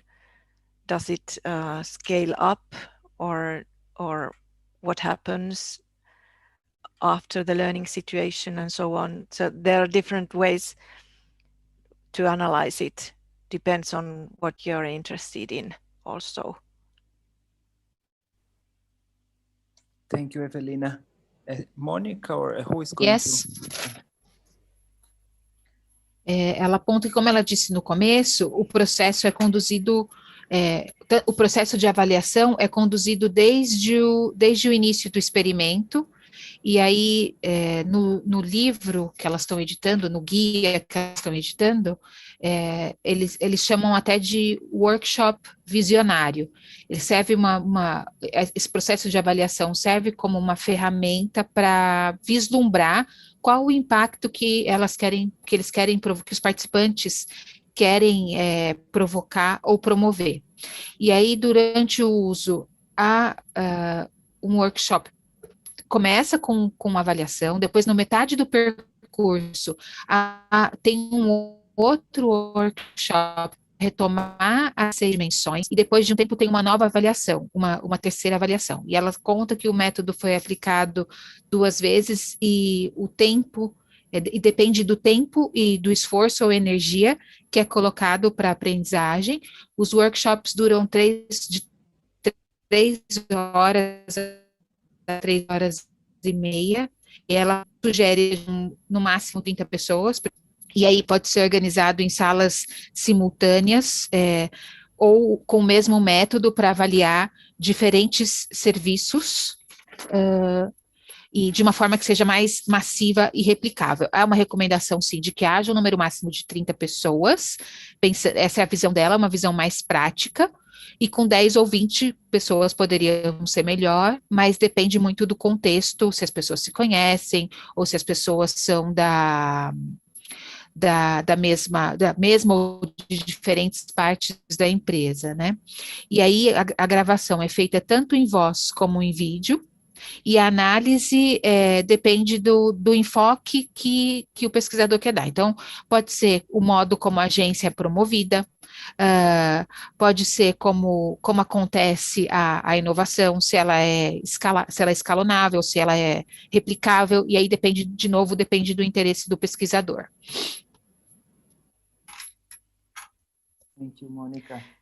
Yeah, I can also add that some of the colleagues have used this method in virtually as well, and we are designing, the workbook also to be applied to that kind of circumstances. But of course, it depends again that how it I think that it makes it a little bit more challenging, but because of the COVID pandemic, we just have to learn how to learn learn virtually.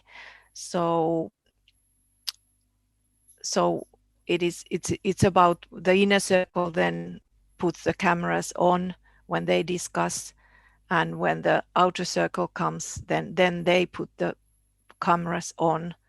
So, but it is a little bit more difficult for people to understand each other through this. But perhaps we are learning about that. So I'm open to that, also to that kind of development. We are all learning. It's a Yeah. new situation. Yeah, and we need then a kind of different tool, for example, house space or something like that, where we put these what we have figured out. So. Quer que traduza, Marco? Please. A Eveliina estava falando sobre os desafios de fazer agora, por conta da pandemia, as sessões em formato online, né? Que elas estão também aprendendo a aprender nesse novo contexto e que aprendendo a aprender virtualmente, né? Pelo que eu entendi, a ideia é que quando estiverem falando do círculo interno, as câmeras estejam ligadas naqueles participantes que representam o círculo interno, e quando o círculo externo estiver no momento deles falarem, a câmera vai estar ligada no círculo externo. Eu não sei se já teve alguma experiência desse tipo, não cheguei a ouvir se teve, ou se esse é o plano que elas têm para sessões futuras. Okay. Thank you. There are some other questions here that are more specific about the case of the prison. So the one question is how to choose the experiment that's going to be evaluated. So how you choose it. In the case of the prison, you chose the recording. Would this task or would this be a task or a germ cell? So the question is about how to choose the experiment. And another question I will ask also, because it's related to this one, could you explain in more detail the recording, the task of recording, what instruments the professionals are using to record, what are they recording, and how long do they need to record? So the question is more about probably somebody who works with the prison, so he's interested in this tool. And the other question is how you choose the experiment to be evaluated. Somebody wants to translate the question? Eu vou traduzir. A primeira pergunta, pelo que eu entendi, é como escolhe, né, o experimento para ser avaliado. No caso da prisão, como foi escolhida essa tarefa de gravação, e se essa tarefa e essa ação seria já uma célula germinal. E a segunda pergunta é mais sobre se poderiam explicar em detalhes as tarefas que foram desenvolvidas da gravação. Que instrumentos os profissionais utilizaram para fazer a gravação, o que eles estavam gravando, quanto tempo, acho que é isso, e quanto tempo eles precisaram para gravar durante essa sessão. Thank you, Natalie. So it's open to you, Eveliina and Laura. Yes, well, shall I answer from the prison point of view? So it was not given, we organized these design workshops to discuss about what should be experimented with. And there, as tools, we used this process model from the start of the prison process, from the reception to the travel cell, and then later to department. And then we used another tool, which is also a quick way to model the transition from now to future. There are two dimensions. One is the object, how the client or how the aims or the contents of the work how are they changing, and the other dimension is how ways of working or the instruments of work, how are they changing, and how do people name the changing concepts. So that they were the two tools that were used in the design process. And in fact, the recording, they came out of the design workshops. So the managers were there, and it is likely that managers were having an impact. So they were not totally employee driven, but at least there were the outcomes, and there was a very good discussion. So maybe that was the first point. And the second point about, maybe somebody translates first and then I continue with the recording. Yeah.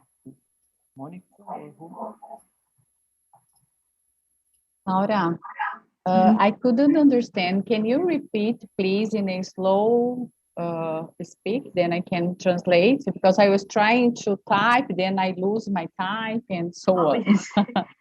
Yes. So the first question is about if you can give more details about the register. The employees must register something, must record something. Which kind of events they must record?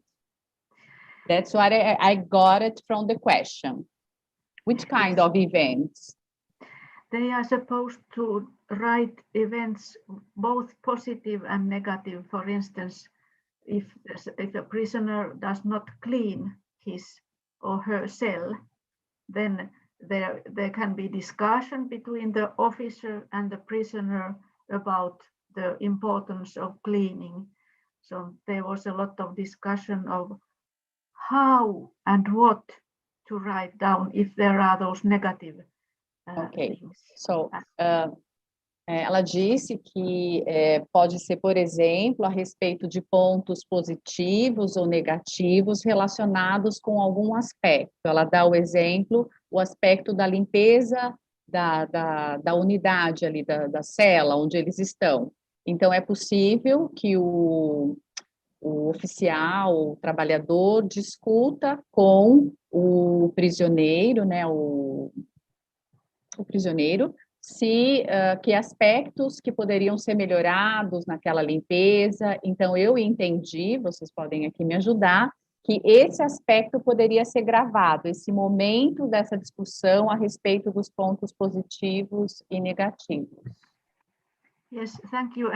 And there was the lady from the evaluation center, and they are supposed to give permission, for instance, if a prisoner wants to go to open prison or wants to go to probationary freedom.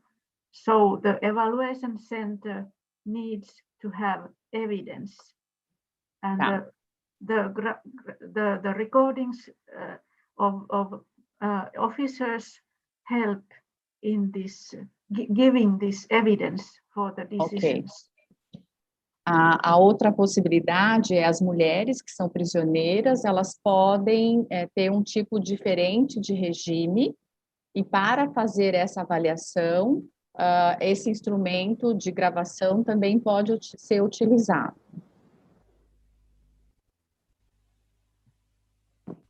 Se alguém quiser complementar. Yes, please, Eveliina. Yeah, I can answer this. This is a very good question, that what should be evaluated, because in real world, if we don't have a specific intervention or something, the discussion starts from this, that what should we evaluate? It's a good question. And what is an experiment? An experiment is something which has been tested for restricted time with the real users. So it is something new which is tested. It is unique in a way, and it's tested for a while. And now we want to learn from it. But it's a good question to ask, what if it's very, very wide, which part of it should be evaluated? What is relevant for us? What is the one we want others to hear?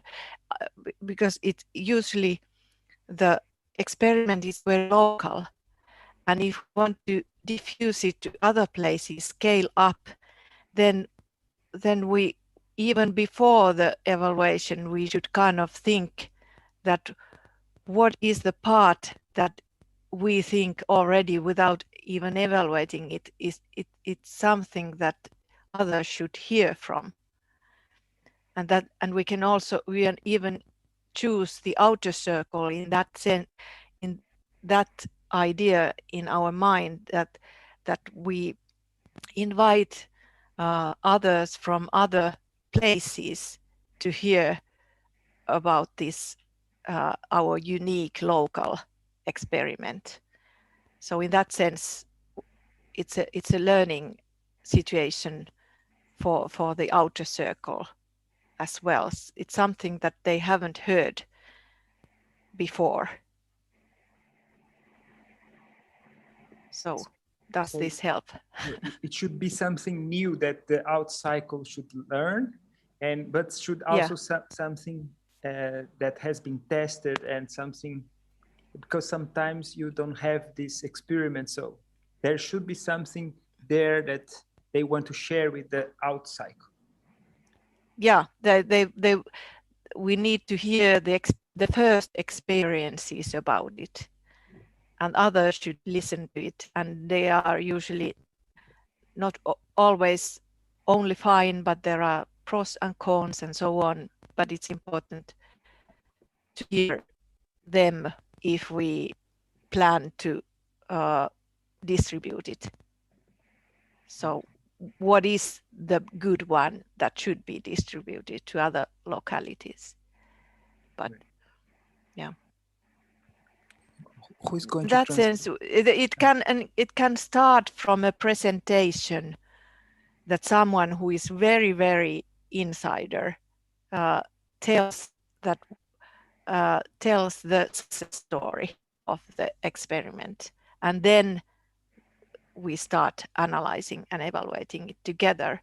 But then the first presentation could be like, we have done this wonderful thing, you know, and it was about this, and then we start analyzing and evaluating from the 6 perspectives.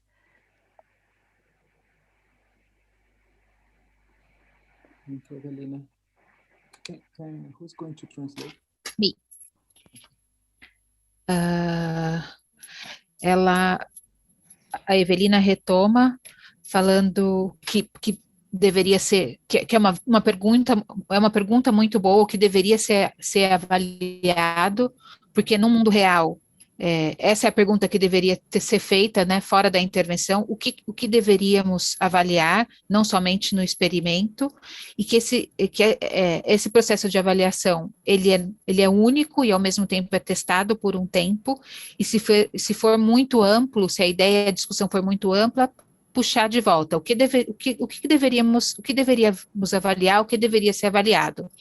E aí, outras perguntas guias poderiam ser: o que queremos que os outros saibam, o que sabemos, e o que sabemos sem mesmo avaliar, antes mesmo desse processo avaliativo. E aí, escolher o círculo externo com aquela ideia do que queremos avaliar, para ouvir o que nós queremos que as pessoas ouçam sobre o experimento. Então, de novo, é uma ideia única, que tem que ser nova para o círculo externo, mas tem que ser testada e passível de ser compartilhada a partir do círculo interno. Então, pode ser uma primeira experiência envolvendo os pós e os contras, e que precisa ser discutido e escutado por todos antes de ser distribuído, e precisa ser discutido com todos os membros qual é a melhor parte para ser distribuída e o que é melhor ser distribuído. E aí, Eveliina diz que pode ser iniciado com uma apresentação de uma pessoa que é mais experiente, de uma pessoa que está mais envolvida no círculo interno, e uma avaliação desse processo. E aí ela pode começar contando sobre uma coisa maravilhosa que foi feita, e a partir daí utilizar as 6 dimensões para fazer essa.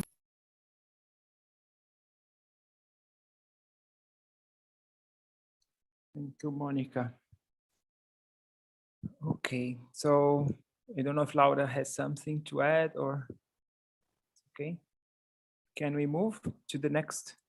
Yes. Okay. The next question is also about the who makes this evaluation, who is the facilitator. So Eveliina, you suggest that evaluation capacity must be a know-how from the organization. So the organization should know how to do this. Do you believe it's possible to stimulate the developers or the erasers to participate in the evaluation, to become facilitators for further evaluation sessions?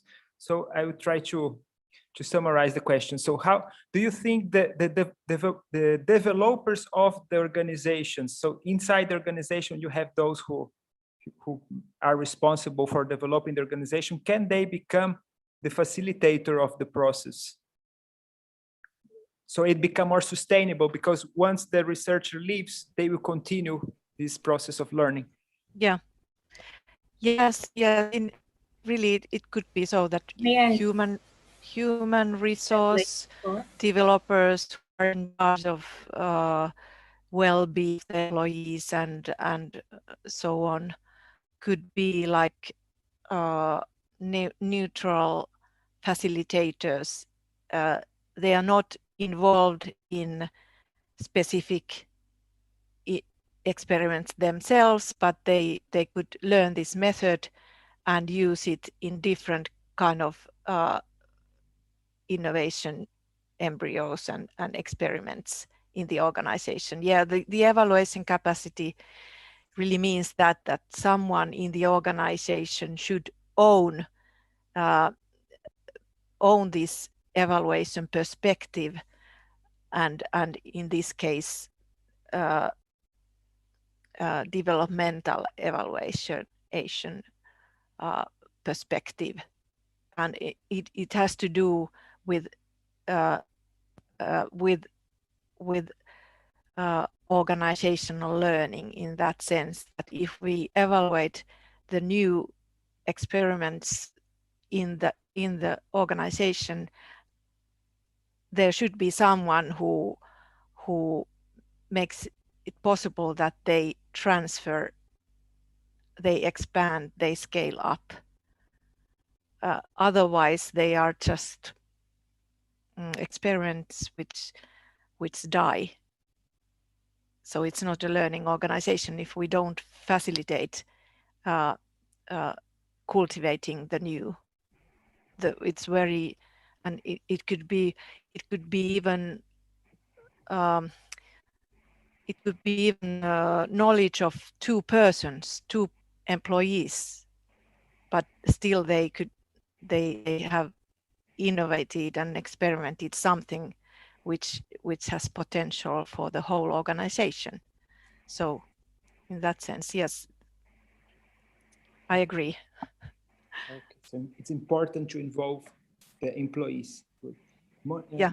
Natalie, I forgot to translate the question. Natalie, can you translate the question? Yeah.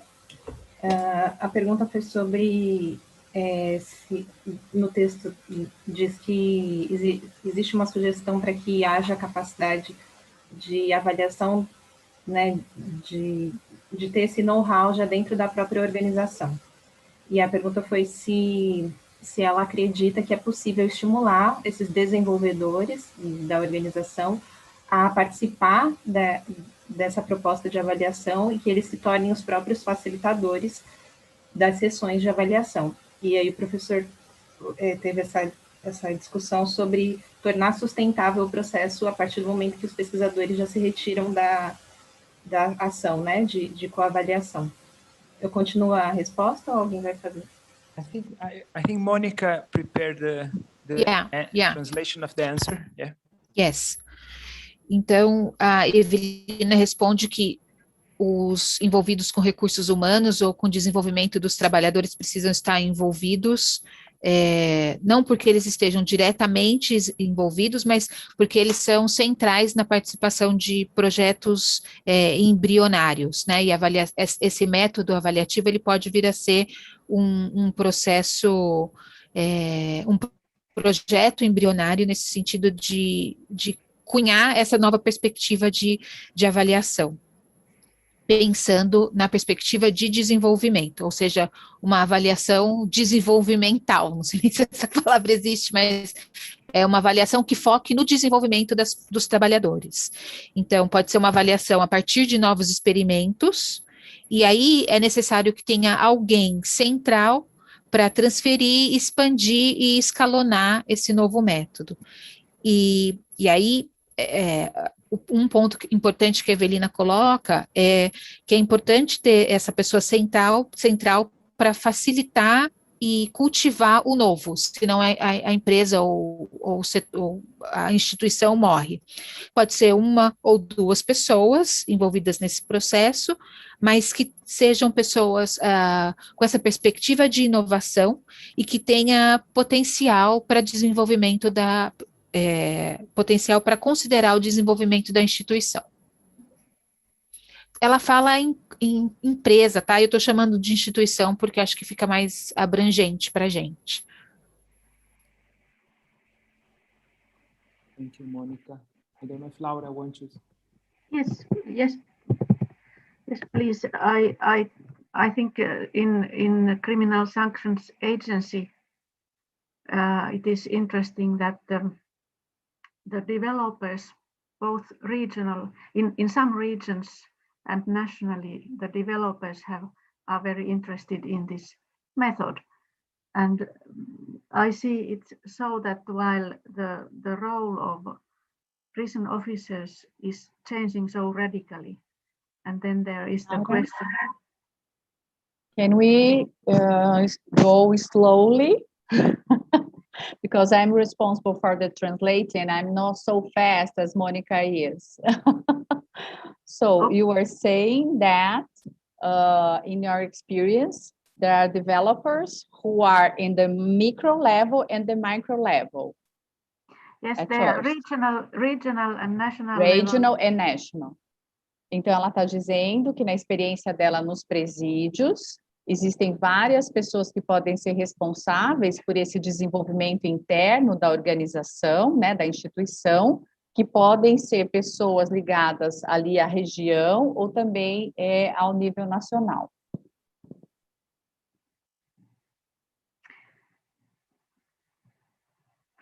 But I think there are also new questions. I think the question of how many participants can be there, it is also a very good question. Então, ela acha também que ter essa pergunta sobre quantos participantes podem ou devem estar na sessão também é uma boa pergunta. In the female prison, there was a question that how to spread the experiment outside the small group. Sorry, Laura, I will interrupt you because otherwise I can lose my mind. Então, no caso do presídio das mulheres, essa é uma boa pergunta. And now I've lost. That how to spread. Como expandir essa experiência do presídio das mulheres para outras localidades. No, not only to other localities, to other prisons, but there is the group. Para outras unidades. Para outras unidades de presídio, como expandir in the same. How to spread the experiment to all employees of the prison, because in this process, it's a limited number of employees. Ok. Como expandir essa experiência para os demais empregados do sistema prisional e não somente para aqueles empregados que estão envolvidos nesse experimento, porque são muitos tipos de oficiais e de empregados. Então, como expandir esse desenvolvimento para outros trabalhadores? Este é um caso.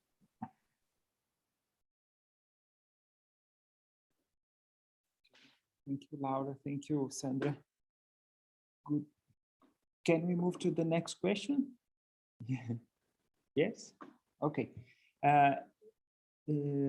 Laura, you talk about proactiveness, do you mean transformative agency? This is the question. When you talk about people being proactive, do you mean that they are agentive and transformative agents? Yes, that's what I mean. And my sort of hypothesis is that when you want to rehabilitate somebody, you cannot force it. If you work with people in a social setting, you need the people who need to change, like prisoners, they need to have some voluntariness. And if the prison officers, the employees, if they are forced to something, it is also reflected in their relation to their clients or prisoners, and that is not good if there's a mismatch between voluntariness and forcing people. Se eu entendi corretamente, em relação à questão de provocar transformações de comportamento, isso não pode ser feito de uma maneira forçada. É preciso que as pessoas, que os trabalhadores, participem de uma forma voluntária para as transformações, para o desenvolvimento das transformações. Eu não sei se todo mundo entendeu, mas a pergunta era se a palavra proatividade, ela estava se referindo à agência transformativa, e ela respondeu que sim. Acho que no texto aparece isso. Obrigada, Ana. Thank you, Sandra. So there are two more questions here. The one is to Eveliina, because you mentioned about conducting during the pandemic, in the context of pandemic, and the person is asking if you have already conducted, because it was not clear if you plan to conduct or if you had already conducted without face-to-face and with participation. Sorry, let me read here. Without face-to-face and with participation, stimulus via virtual meeting. So it's basically asking more details about this virtual evaluation when you don't have this face-to-face. What kind of tools is possible? And there is another question here. I think this is more to Laura because it's specific for the prison. What is dwelling department? Could you tell more about the introduction to the inmates when they go there? So this, I don't know, also dwelling. May I translate first? Please. A primeira pergunta, então, é se já foram feitos experimentos durante esse contexto de pandemia, se já tiveram reuniões presenciais, com participação, estímulo, ou através de reuniões virtuais. Ela falou um pouquinho disso antes, eu não sei se já foi feito, se isso era planejamento, então acho que agora cabe a resposta, né? E a segunda pergunta é sobre, eu não sei se essa palavra dwelling significa habitação, se alguém puder me ajudar. A pergunta é se existe um departamento de habitação e se ela poderia contar um pouco mais sobre como foi a introdução desses internos quando eles foram para lá.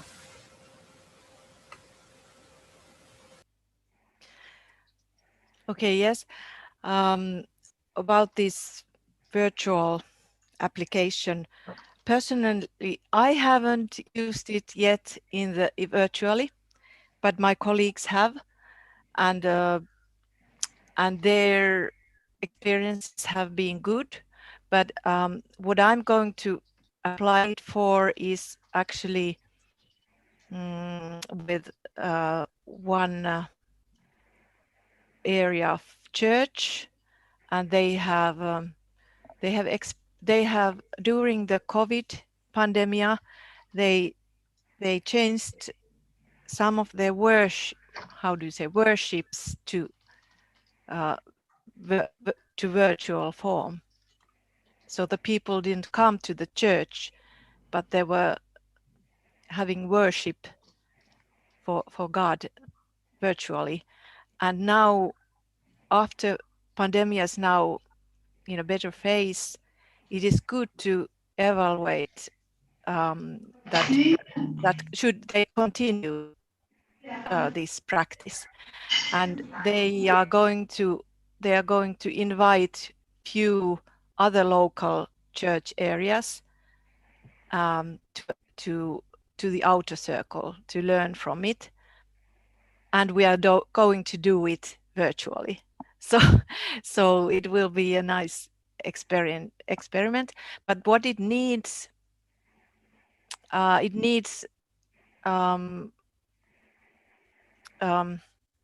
don't know. Basically, it doesn't need much more than that, but we need a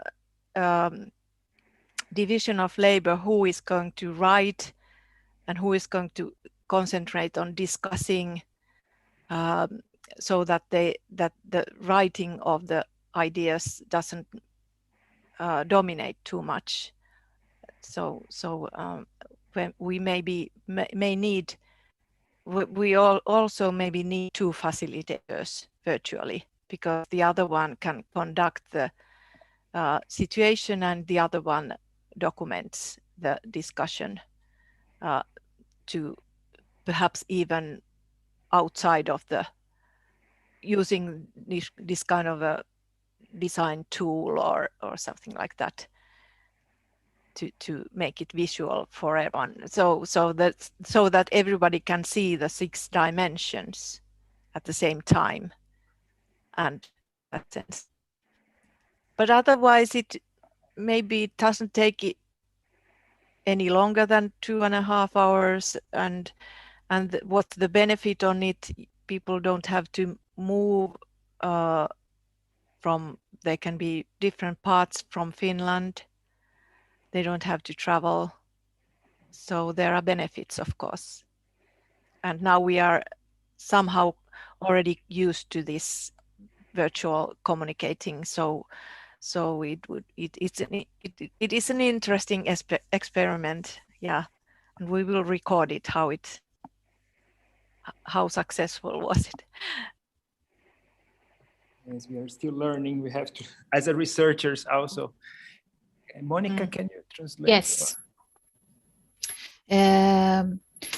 A Eveliina começa dizendo que ela ainda não fez uma aplicação virtual do método, mas que alguns colegas tiveram experiências positivas e que ela planeja fazer uma experiência retomando com igrejas, já que durante o período de Covid eles tiveram que mudar os modos de rezar ou de adorar de presencial para virtual. E a ideia é que eles façam o mesmo movimento com a igreja, pensando em diferentes igrejas no círculo externo, virtualmente, e tendo uma pessoa que escreve e uma pessoa que conduz a discussão, de modo que a pessoa que escreva não domine dois facilitadores, visual para todos os participantes, e que as edições sejam visualmente atrativas ou visualmente fáceis de ter acesso para todos os envolvidos. E aí a ideia é que tenha duração de mais ou menos 2h30, e aí é um benefício, para que as pessoas não precisem se deslocar ou viajar, e eles podem ter pessoas de diferentes partes da Finlândia. No ponto de vista dela, é um experimento interessante, e ela vai relatar para a gente depois como foi, como foi o sucesso.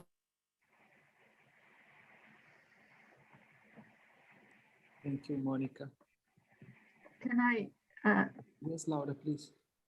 Yes, we in the prison, one of the 3 developmental, the co-evaluation workshops was a hybrid one. the prison people, the inner circle, they were present in the prison face to face with each other, and the outer circle and facilitators were outside. And it worked, but it did not work as well as being face to face everybody. Sandra? Então, ok, thank you. Na experiência da Laura no presídio, eles tiveram uma experiência que eu poderia dizer que é mista. O pessoal que estava no círculo interno estava presente e o pessoal do círculo externo estava participando na via remota. Essa é a experiência. Would you like to comment about this, if it was good or not, if there are some kind of problems in this mixed situation? Yes, they thought we had the design workshop face to face. It was before Corona. And then when we had this remote workshop for co-evaluation, then it helped that we anyway had the design workshop together. So that helped. Yeah. A experiência, na verdade, foi possível dessa maneira mista, remota, porque primeiro, antes da pandemia, eles tinham tido encontro presencial dos dois círculos, interno e externo, né, naquele modelo do Aquarium. Então, ela acredita que por conta desse encontro anterior presencialmente, foi possível ter um resultado mais satisfatório nesse encontro misto, uma parte do grupo presencial do círculo interno e o círculo externo de maneira remota.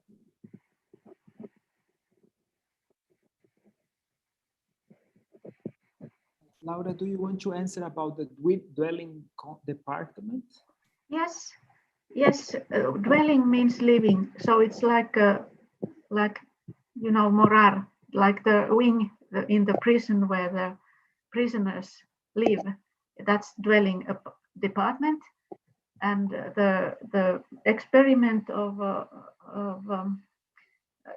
introduction was that there was a new script, new list of things to how to conduct the introduction to the department. And the novelty which was discussed a lot was the open places where the prison officer does not only tell you have to do this, you cannot do this, la la la la la, but also asking about what he or she thinks is good and let to know better the prisoner. And there was a lot of discussion because this interactive work is still starting, so prison officers are a bit afraid that if the prisoners open up and tell all their troubles and they cannot handle it, you see. So many kinds of questions. So I think that even though we have sort of concentrated in, we can formulate some central contradictions. I think it's very, as Eveliina said, it's very good to open up the different manifestations around these questions and problems, which opens up the many-sidedness, the multi-voicedness of things that are happening. Ok. Então, se eu entendi corretamente, são tipos de habitação, é isso? Formas de viver, são os quartos de moradia dos prisioneiros, o dwelling, é isso, Laura? Sim. Ok.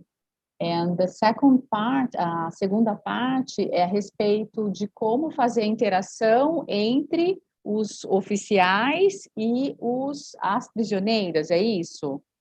A respeito de como, se isso deve ser feito de uma maneira restrita, ou seja, na forma de tarefas, você deve fazer primeiro isso, depois aquilo outro, ou se haveria uma forma diferente de fazer essa negociação a respeito do papel que é esperado pela pessoa ali dentro daquela habitação. Eu peço ajuda dos colegas, que eu não sei se eu compreendi corretamente, eu não consegui memorizar tudo.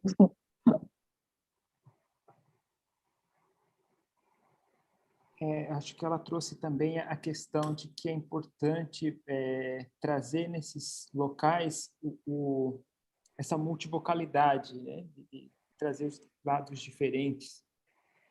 Acho que foi isso daí também. Sim, trazer as diferentes visões dos trabalhadores, dos prisioneiros, dos gestores, para que isso possa ser desenvolvido de uma forma mais ampla e mais negociada, né?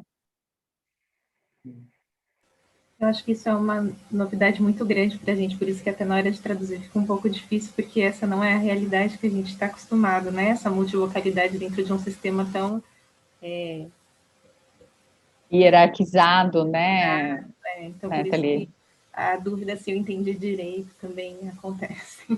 Okay, they're talking that it's difficult to translate because there are so many new.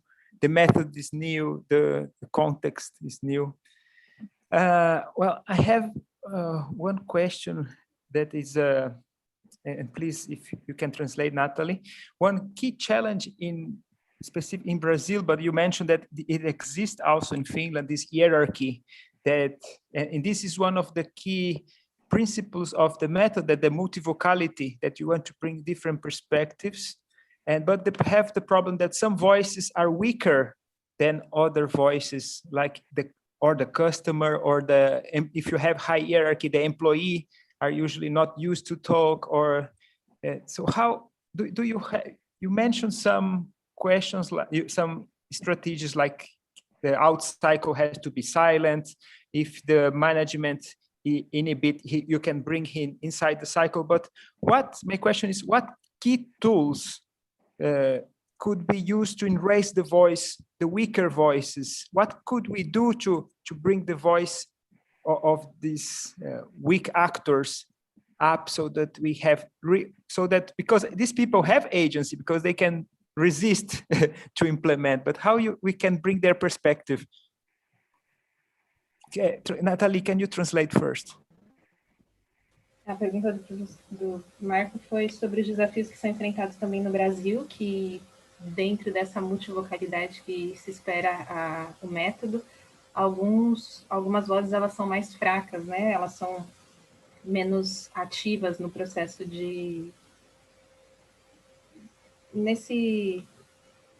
nessa proposta, né? De negociação, de ampla negociação. Dentro do debate mesmo, né? Da sessão.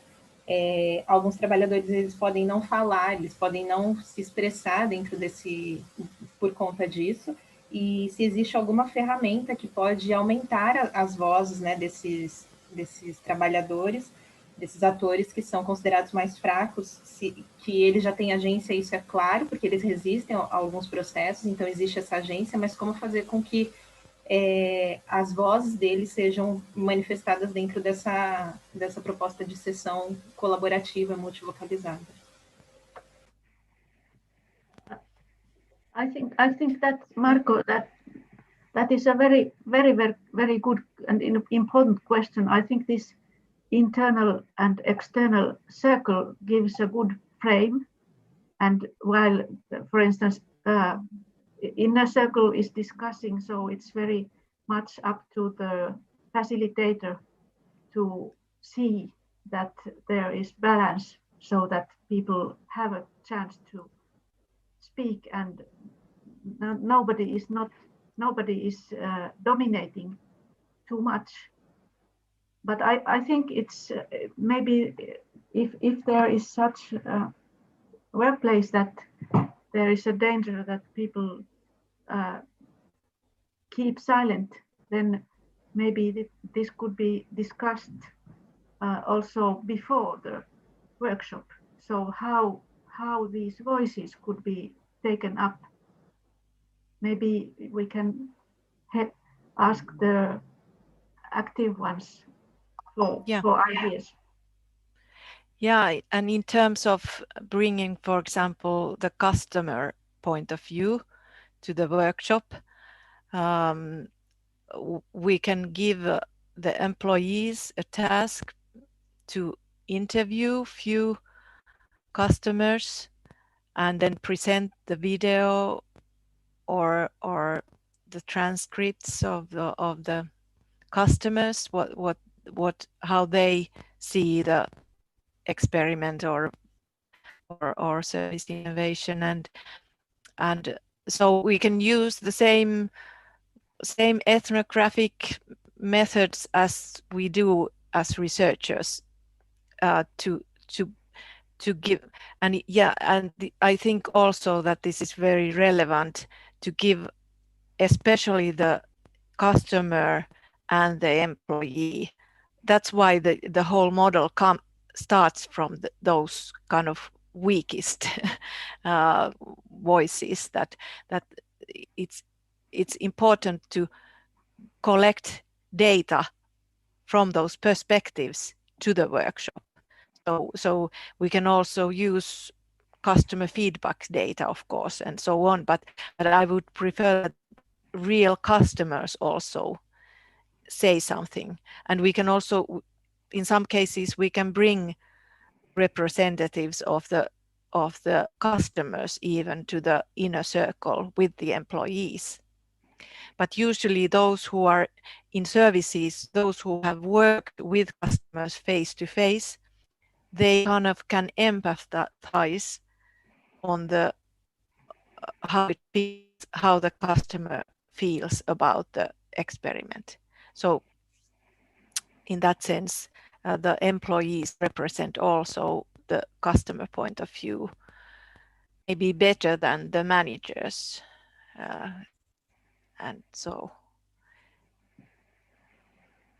yeah, and in how we can strengthen those is also the facilitator can play with the schedule, that they extend those parts where the weakest voices are allowed, and then makes the manager's part a little bit more shorter. So in that you can play with that as a facilitator also.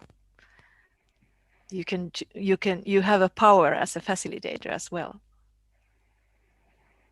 Bom, tentando traduzir a primeira parte, né, da resposta da Laura, ela diz que essa é uma boa pergunta, né, como é que os pesquisadores, aquelas pessoas que estão conduzindo a discussão, podem facilitar que sejam ouvidos os participantes que têm normalmente uma voz mais fraca, que podem ser tanto, no caso do presídio, os trabalhadores, mas também pode ser os prisioneiros, né, já que é uma tendência de que os gestores tenham uma voz mais forte, mais ativa. E tem várias maneiras de se fazer isso. Uma das formas pode ser, por exemplo, os pesquisadores conversarem antes das reuniões, das discussões gerais, né, de avaliação, fazerem conversas particulares com esses atores, para poder fazer essa discussão e ajudá-los nesse processo de expressão durante as reuniões. E talvez também o levantamento de dados etnográficos, né, das falas dessas pessoas em situações reais também possa ajudar. E aí, Eveliina complementa, dizendo que é muito importante que tenha a voz do cliente, o ponto de vista do cliente no workshop, e aí seria importante que o trabalhador ou o empregado fizesse a entrevista, entrevistasse o cliente, e, na verdade, pensando numa perspectiva de como é que eles veem o experimento ou a inovação. E ela sugere que eles usem o mesmo método etnográfico que é usado durante o experimento, durante a pesquisa, porque mostra, é muito relevante essa relação trabalhador ou empregado e cliente, de modo que as vozes mais fracas sejam levadas para o workshop, e que não só as vozes sejam levadas, mas que os dados na perspectiva dessas vozes mais fracas sejam levados para o workshop, na perspectiva dela, o cliente real tem sempre alguma coisa importante para dizer, e eles poderiam até atuar dentro, no círculo interno, com os empregados ou com os trabalhadores. E aí eles poderiam se colocar e colocar como é que eles, enquanto clientes, se sentem no experimento. E caso não seja possível, ela também aponta que o empregado ou o trabalhador pode levar essa voz do cliente ou essa voz mais fraca para representar, para ser representada no círculo interno, que é uma perspectiva muito melhor que a do gestor. E aí ela diz que o facilitador ele tem muito poder nesse processo.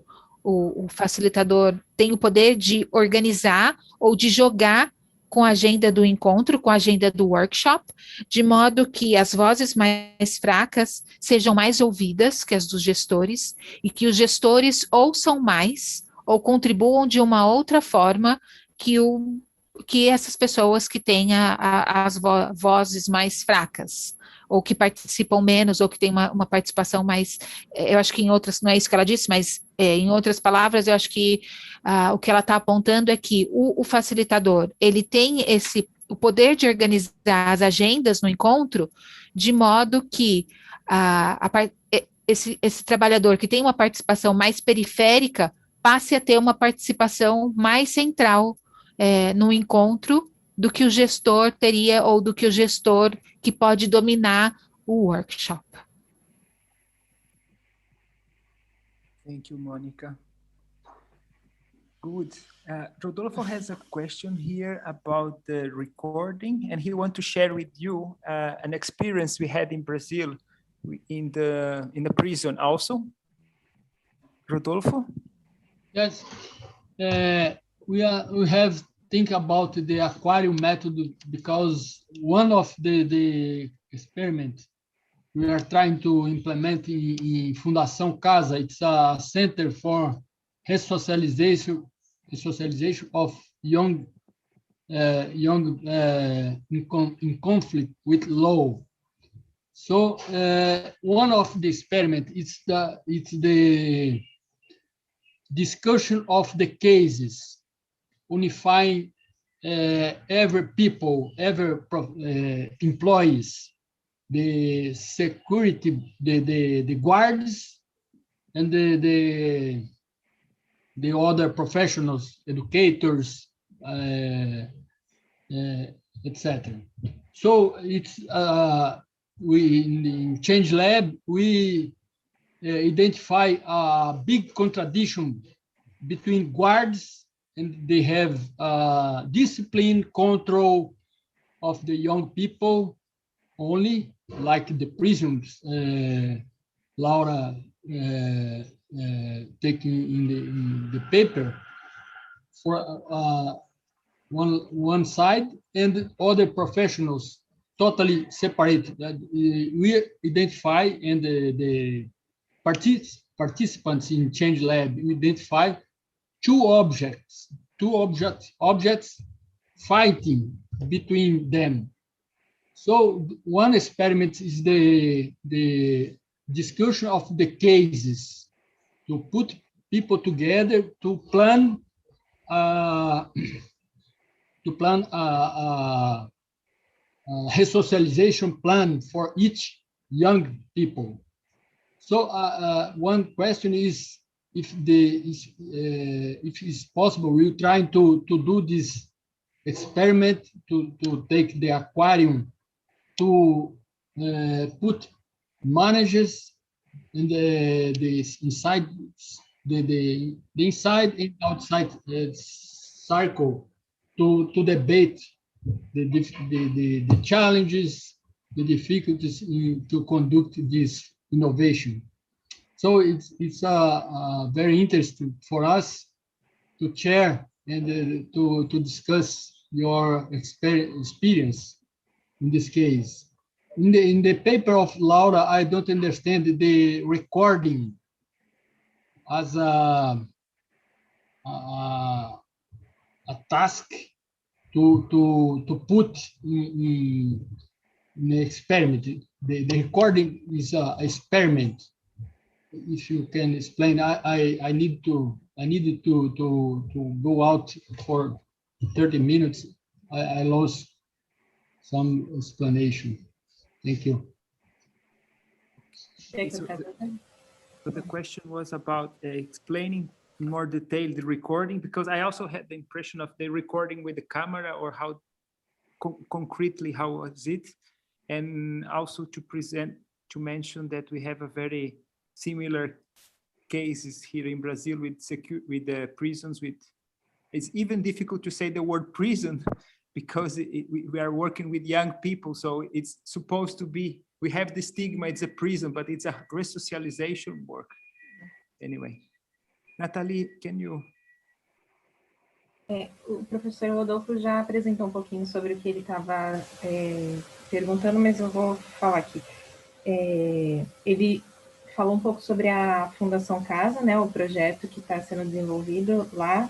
Existe uma discussão de caso, então, que eles levaram, que une essas pessoas, né, dentro desse debate, que são os guardas e os outros profissionais. Então, no desenvolvimento dessa pesquisa com o LM, eles identificaram a contradição entre controle e a ressocialização, né, social dentro do serviço. Então, existem dois objetos em contradição dentro desse serviço. E a pergunta é se é possível usar o método Aquarium, então, para fazer o debate, né, entre gestores e os trabalhadores, para que haja, de repente, uma possibilidade de negociação e de trazer essa visão da ressocialização de forma coletiva, tanto para as pessoas que não têm essa visão dentro do serviço. E para expandir, para expandir também para outras unidades, essa ideia de que o gestor, né, o top manager, participe desse debate que está sendo experimentado só a nível local. Como expandir, né, para as outras unidades que tem no estado de São Paulo, por exemplo. Rodolfo, se eu entendi adequadamente, você está dizendo que a dificuldade e a contradição do objeto está entre os guardas e os educadores, e vocês estão trabalhando isso nesse experimento da Fundação Casa, mas você acha que essa ideia da metodologia do Aquarium pode ser importante para expandir isso para os gestores das demais fundações, colocando eles, por exemplo, no círculo externo, como foi o proposto pelas pesquisadoras, no caso apontado. É isso que você está discutindo, né? Exato. Ok. So, I think the experiment described by Rodolfo in the Fundação Casa sounds very, very good and very important. And what we have been thinking and writing is that it's not moving from control to resocialization, but you need both. The question is whatever can be found that can unite resocialization and control. And one good possible concept is dynamic security, which means that when you know very well the prisoners, you have trust. If you manage to build trust, then it helps both resocialization and control.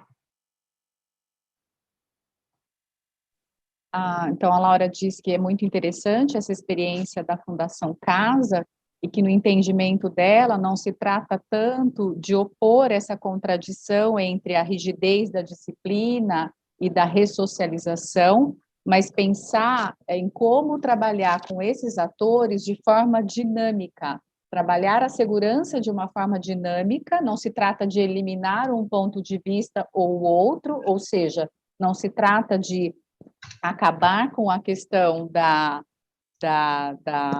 disciplina em detrimento da questão da ressocialização, mas como trabalhar isso de uma forma dinâmica. E ela coloca um ponto interessante, que é o ponto da confiança.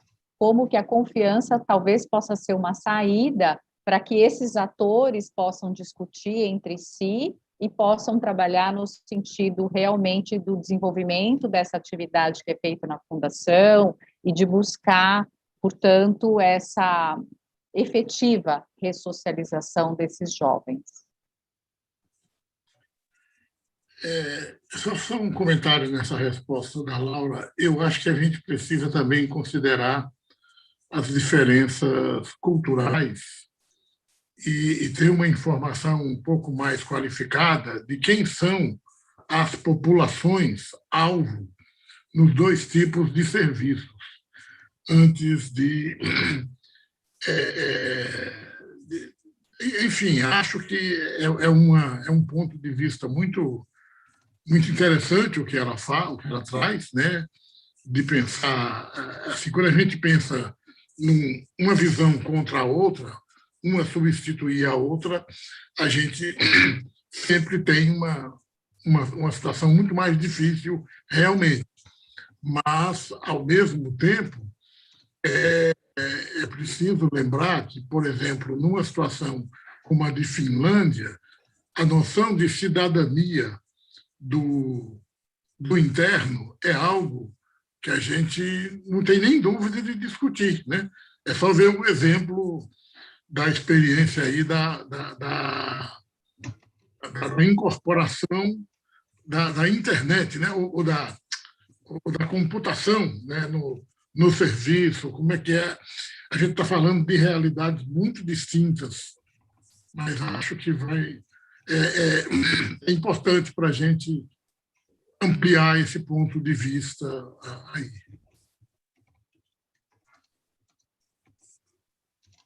So, Professor Idalberto, he broke that there are big difference, cultural difference and context if you compare prison from Brazil and from Finland. Like here, we cannot imagine to have a computer in one cell of the prisoner. And Rodolfo just mentioned here in the chat, I think it's interesting that the solution for the contradiction between the security and socialization is about trust, as Laura said. Also here in Brazil, we can notice that the guards, when you have this called in Portuguese vínculo, that is, you have this link between the security guard and the bond. When you have this bond, then you have a reduction of violence, etc. Great. Do we have more questions, or should we start closing? Because now it's 12:06. We're supposed to close at 12 o'clock. Should we? Yes, I think it will be good because our translators are also tired. Okay. They are exhausted. And it's 6 o'clock in Finland. Yeah, so you should be tired also. And Eveliina also need to swim on the lake, she said. Yeah. Second time. Yeah. Yes. Enjoying the first day of summer, the summer. I will thank very quickly, then I will give to Rodolfo to close. But so I would like to thank Eveliina for accepting this invitation. It's a pleasure for us to have you here. And Laura, of course, you are also very welcome. People always ask about you and etc. So you know. Thank you very much. And I hope we are starting a collaboration and we get closer discussions because we have a common object that is workers' health, and you know some tools and we have some experiences and we can start sharing them. Thank you. Please, Rodolfo, if you... Sandra will finalize for us, please. I just would like to thank everybody, our guest, Marco, and our translation team in the name of the Fórum Acidentes de Trabalho. And thank you because I think we have learned a lot today, and we hope to have you soon here in Brazil. Okay. Wonderful. In a presential way. Thank you so much. Bye-bye. Thanks to everybody. Thank you. Bye-bye. Thank you. For very good question. Kiitos, hei hei. Thank you. Kiitos, moikka. Bye.